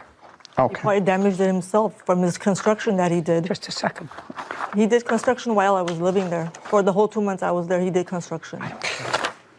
Okay. You know what I find problematic in both your complaint and answer? I would like to pass my evidence. Just a second. Okay. I'm going to tell you what I find difficult in both your complaint and his answer. That when you left the house, you took the doorbell with you. When you left the house, you took the doorbell with you. Now, he bought the house. He's paid you for the house. You've got $710,000. On the day the house closed, there is no question in my mind that there was a doorbell. Okay. Do you understand? Yes. You have no right to take anything from that house once it's sold. You're a renter. Your Honor, I believe I do, because on the document it says the only thing that I'm supposed to leave for him is the washer and dryer and stove. Madam, that's something. Have you never bought property before, or are you just trying to be obtuse? I would never think I bought and sold dozens of homes. Never in one contract. And I'm a lawyer, my husband's a lawyer, grandchildren are lawyers, my children are lawyers. Not in one contract does it ever talk about a doorbell. It is assumed that you leave the doorbell, that you leave the toilets, that was not a doorbell, it was a Ring camera. I don't care if it was a Ring camera, I don't care if it was an MGM camera or a universal picture camera. It's not yours. It's part of the property. You have no right to take it. Period. Put your hand down. Sometimes when it doesn't appear that you're losing, you're supposed to be quiet. Do you understand? You have no right to take certain things. Once the house is sold, nothing there belongs to you. Nothing. You're a renter. That was before the house was... Just a second. Are you telling me that when you stay there, after the house was sold, for the 2 months that you lived there, are you telling me you lived without a doorbell? Are you telling me that you lived without a doorbell? No, you lived with a doorbell. It's a Ring. Your Honor, it's a Ring camera. I don't care what it is. It was not the doorbell. It's not the doorbell. It's a Ring camera. You can take it off and take it to your next property. That's something that I bought. You bought a lot of things in that house, I'm sure. Did you buy wallpaper? Did you buy flooring? Did you buy carpeting? You can't take it. It doesn't belong to you. It travels with the property. When you say it's a Ring camera, when you ring the doorbell, does that activate the Ring camera? Yes, it does. And when you took out the whole Ring camera, did you put in a doorbell? The doorbell was already there. I never touched the doorbell. That's why I took the camera, the Ring camera, because that belongs to me. I bought that. I didn't touch the doorbell. That's part of the house. That's part of the property. It's in the wall. Can I see a picture of what she took? My doorbell is not here. Here is the point. I did not touch the doorbell. Again, he did a lot of remodeling. He probably did all the damages himself. He's trying to blame it on me. Mm-hmm. No, you're not allowed to take it. Period. I have a lot of evidence. You're not allowed to take it now. So I'm starting with your case. You want your deposit back. Yes. This gets deducted from your deposit. Did you replace this? Not yet. Did you get an estimate for its replacement? Yes, I did. I'd like to see it. Okay. And not only doorbell, Your Honor. She took the curtain rods and also all the light bulbs. Just a second. Okay. Give me some time. I don't have time. Can I please explain what really happened and what I went through with this guy from day one? No. He let me right here. No. Because I want to prove my case because he's wrong and he's a crook. No. Madam, you rented the house. Yes. For $4,000 a month. Yes. A 3-bedroom house. I paid him amount. And you paid him the amount, and you stay there. If there was something wrong with the house, or if you didn't like the fact that he was doing construction there, or he was coming in and out of the house, even though he was renting it to you for $1,100 less than his mortgage payment, okay? You could have moved. Your Honor, let me just tell you that he promised me from day, he kept texting me over and over, bringing renters to show my side of the place to live. While we were living there, he harassed me every day by text messages and phone calls. Can I show the house? Every single day? Who cares? I don't care. But that caused a lot of tension to my family. I don't care. Move. Mary Totsekian claims her former landlord, Kazi Ahmed, refused to return her security deposit and harassed her. Kazi is countersuing for vandalism. Now, if you didn't like to live in a place where you were being constantly harassed, you and your husband now have a $110,000 profit from selling your house. I gave him a $10,000 discount on that property. And he did you understand what I just said to you? Move. Say, listen, it's not working out. You're bringing too many people in and out of the house. It's not working for me. Wait just a second. We'd like to move out before. Did you ever say that to him? The answer is no. Because I had a lease with him. Did you ever? Just a second. Yes. Did you ever say that to him? I would like to give you your property back earlier. We don't need it for 2 months because I don't want to be harassed. We're going to move out into a hotel until our house is ready. But you stayed there. No, I told him that we can't keep having people come and knock on our door. Okay. I made it very Madam, you're not getting compensated for that. You're a big girl. You made a lot of money on this house. You asked for a deal for him to rent it back to you. He said, fine. He's going to tell me that he wanted to have his mortgage covered, and you were not prepared to do that, and you were not prepared to do that. Your Honor, let me just tell you, the living situation for that 2 months that I was there was hell with him. He caused me all kinds of anxiety. The last day when I was supposed to give him the keys so I can leave, he opened the door and started arguing with me in front of my 11-year-old kid. He made him cry. He caused a lot of trauma to our family. Your Honor, her son was not there. He's a monster. He doesn't care about anything else. And then he did remodeling. Now he's trying to get the money out of me to pay for it because he's broke. That's okay. First of all, this comes off the deposit, and then I want to see the estimate. All I want is my $4,000 security deposit. Well, I'm not sure you're going to get it. His rent on time, just like a good renter. Okay. But all I wanted was my deposit back. That's it. On March 23rd of this year, when he came to do an initial walkthrough with you before you were leaving, did you discuss deposit? The answer is yes. I made just a second. Yeah. The answer is yes. Yes. And at that time, did he say to you, this needs fixed, this needs fixed? Did he say anything to you? Nothing. Did he tell you that he had, by law, 21 days to return your deposit? Yes. Okay, and what did you say to him? I said, that's fine, I will wait the 20 days, but No, just a second. Yes. You said it was fine. I'll wait the 20 days. Yeah, to get my deposit, yes. Okay. And then what happened? I have every text that we sent to each other. I'm not reading every text that you sent to each other. I'm asking you after March 23rd. Go to your March 23rd texts. I do have here. He basically said basically. I said go to your March 23rd and thereafter I highlight, Your Honor, for you. After March 23rd. Yes. Go to your, do you have text messages? That's yes, what you said. You're looking at me. Okay. I have a March 23 here.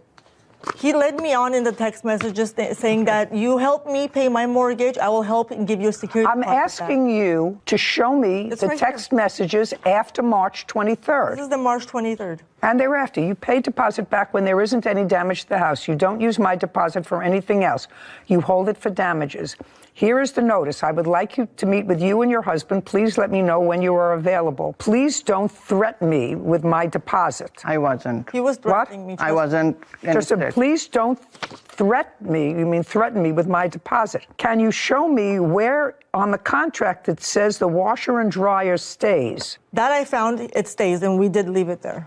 She tried to take with her that too. Again, Your Honor, I'm just here for my deposit because I did my responsibilities and paid the rent. I was a good tenant. I kept the house beautifully clean and everything. I deserve my deposit back. That's why I'm here. I don't want to deal with him. I don't want to see him ever again. I just want my deposit. I know what you want. That's it. That's why we're in court. If he felt as if you deserved your deposit, he wouldn't give it to you. And if I left the house perfect, he needs to give it to me because I didn't do no damages to that property. Okay. He's lying. Can you show me where the contract says the washer and dryer stays, because I don't see it? I made it very clear to everyone that I paid for it, that it's going with me. That was before I looked at the document. Just a second. Yes. So that's before you looked at the document? Yes. When did you look at the document? I looked at it, it was at home when I noticed it. Did you respond to him after the 23rd and say to him, I realized that the washer and dryer stays? No, because he's been threatening me constantly. Why am I going to respond to him? He's been a monster. Can you please show me photographs of what the house looked like? He's been a complete monster, show me Your Honor. Just a second. Show me what the house looked like on April 6th. This is the pictures I have. This is what it looks like. Perfect little house. Don't speak. Just show me. I'm just trying to say that I'm not here for anything empty. I'm here for my deposit. No, that's not what you're here for, just your deposit, madam. That's not what you filed a claim for.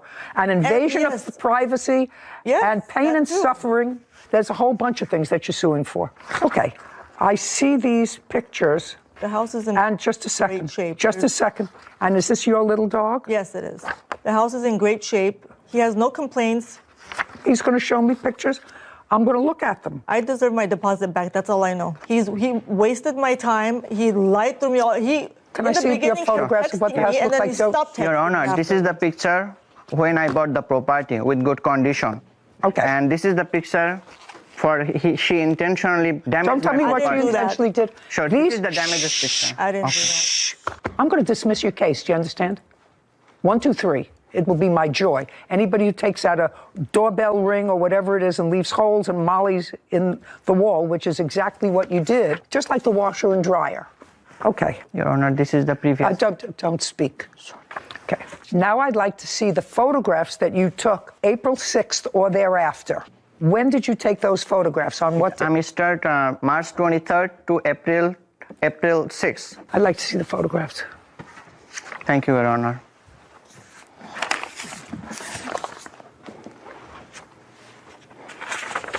No, some of this damage, sir, that were in the door hinges, that's not damage that they did. That's not damage that I can ascribe to them.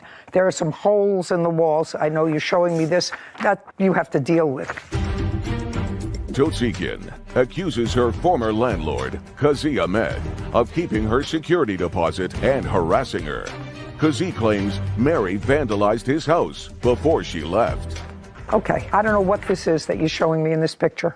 Because there is a water leak from there. So the water goes in the cabinet inside. Okay. Okay. I assume that you have some sort of insurance because they didn't do this damage. Okay. They didn't do this damage when they were there. I would like, sir, to see some of the pictures before and after. This is moldy and it's dirty. So they didn't clean the bathtub. Where are you living now, sir? With my mom. And who's living in the house? I rented out. What's the name of the people that you rented the house to? It's Walter. When did you rent it? On what date? I don't remember exact date. Well, you remember. You remember everything else. You remember April 6th. You remember March 23rd. Now remember what day they came. Okay. June. So actually the house was, just a second. So actually the house was unrented for about a month and a half. Right. Because I... Shh. Not a because. Now, how much did you rent the house for to Walter? $4,000. Could you explain to me why you're renting it to somebody for less than what you pay in your mortgage? Sure. So here is the American dream, because I came here 2013 and I started live with my mom. So me and my wife working so hard to buy the house. We save every penny day by day, and we saw a lot of house last couple years. I'm not listening. Don't tell me your life story. I want to know why you're renting the house for less than your mortgage payment. Because, no, the people is very nice, and they said they're going to increase the rent January. They give me $5,000. That's why. Do you have a lease with them? I do. You have a lease with them. And yes. Does the lease indicate that the rent is being raised in January? Yes. What?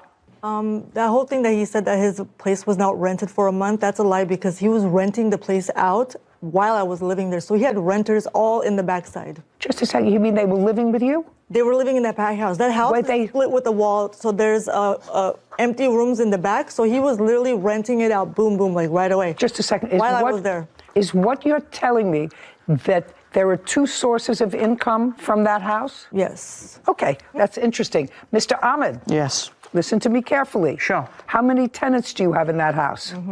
3. Shh. Oh. Look at me. Sure. How many tenants? You have Walter, and he pays you $4,000. Yes. You have another tenant. Yes. Okay, and the other tenant is in the back. Yes. And what does the other tenant pay you? Okay, the one. No, that's a figure. Oh, what does okay. the other tenant pay you? Don't look up there. You know exactly how much? 3,000. 3,000. So you cover your mortgage, and you make a little money. Yes. Now, while she was living there, pay attention. Yes. While she was living there, were you renting the back?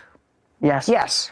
And how much were you getting? Okay. That's a number. Okay. Before you answer the question, think. How much were you getting from the people in the back? Same. Same what? Because that's not my... But just a second. What do you mean the same? The same as what? The people used to live there long time with her. That's her tenant, not mine. She just transferred to me. I see. So you had a tenant living in the back? Yes. You had a tenant living in the back? And what was the rent that you were charging your tenant? I sold my property to him as is. I did have tenants there. Yes, I did. And one of the tenants, I'll tell you right now, No, I want to know what rent the tenant was paying you. That's what I'm saying. Just give me that's a number, not a story. 1,000, and I would say 2,000 altogether. Sounds to me as if everybody did very well. You have to pay for the doorbell. Now I want a receipt for the doorbell. The rest of the pictures are nonsense. And you had no loss of income. Just a second. Yes, I want the estimate for the doorbell. That's what I want. That's going to be deducted from the... Put your hand down. Otherwise, you're gone. Do you understand? Doorbell. $84. $84. Yes, something like that. Great. Do the math for me. I think it's $3,900, whatever. $4,000 less 84. $39.16. $39.16. Sir, I've looked at your photographs, and I don't see any damage that you can ascribe to the plaintiff that I think mitigates in your favor, other than the doorbell, which I actually find outrageous. Right, Your Honor. And you had no loss of income. So clearly what you did was purchase this house, and you make an income from this house every month. After I pay my mortgage, and there is a service, like expenses, and also there is a like utilities bill is so expensive now. I don't care. $39.16. Judgment for the plaintiff. Your counterclaims dismissed. We are finished with this case. Right. Goodbye. This court is adjourned. I deserve my security deposit back. I did very well with paying the rent, and I feel like this was fair. I'm not happy about it because I'm the buyer and I bought the house. There is a lot of damages after she moved out. He was pretty much texting and having renters come and knock on my door every day without even giving me a notice ahead of time. I was always giving to her 2-3 days notice to go in the property. It was not easy, but you know, we moved on to something better, so. Still living in the American dream. You know, this case is sort of an example of you read a complaint and you read an answer and you sort of have a predetermination of what the case might look like and how that shifts. Because when I originally saw these people, I said, you know, she took the doorbell and the ring thing with her. Why? And it was with the washer and dryer. She said, I'm taking it. It was in the contract that it stayed. But then when I got to know both of these people, Sarah, they were both a little bit of hustlers. Nobody told me up front that there was a back apartment that they rented. And I said, why was this guy being such a good guy? And he didn't say, well, actually, I'm not that great of a guy. I rent the backside and cover my expenses. I rent the back for $3,000 and it all covers his expenses. They actually, both of them, deserved each other a little bit. He didn't deserve another $6,000 in addition to the $4,000 because I didn't see that much in damage. I mean, you looked at some of the pictures. I saw some of the photos, and it looked like holes, you know, from pictures in the wall. But not like what he was describing in his answer, like punched holes in the wall and ripped up flooring. We didn't see any of that. There was nothing. Anyway, she made a lot of money. He's doing just fine. And he's doing just fine.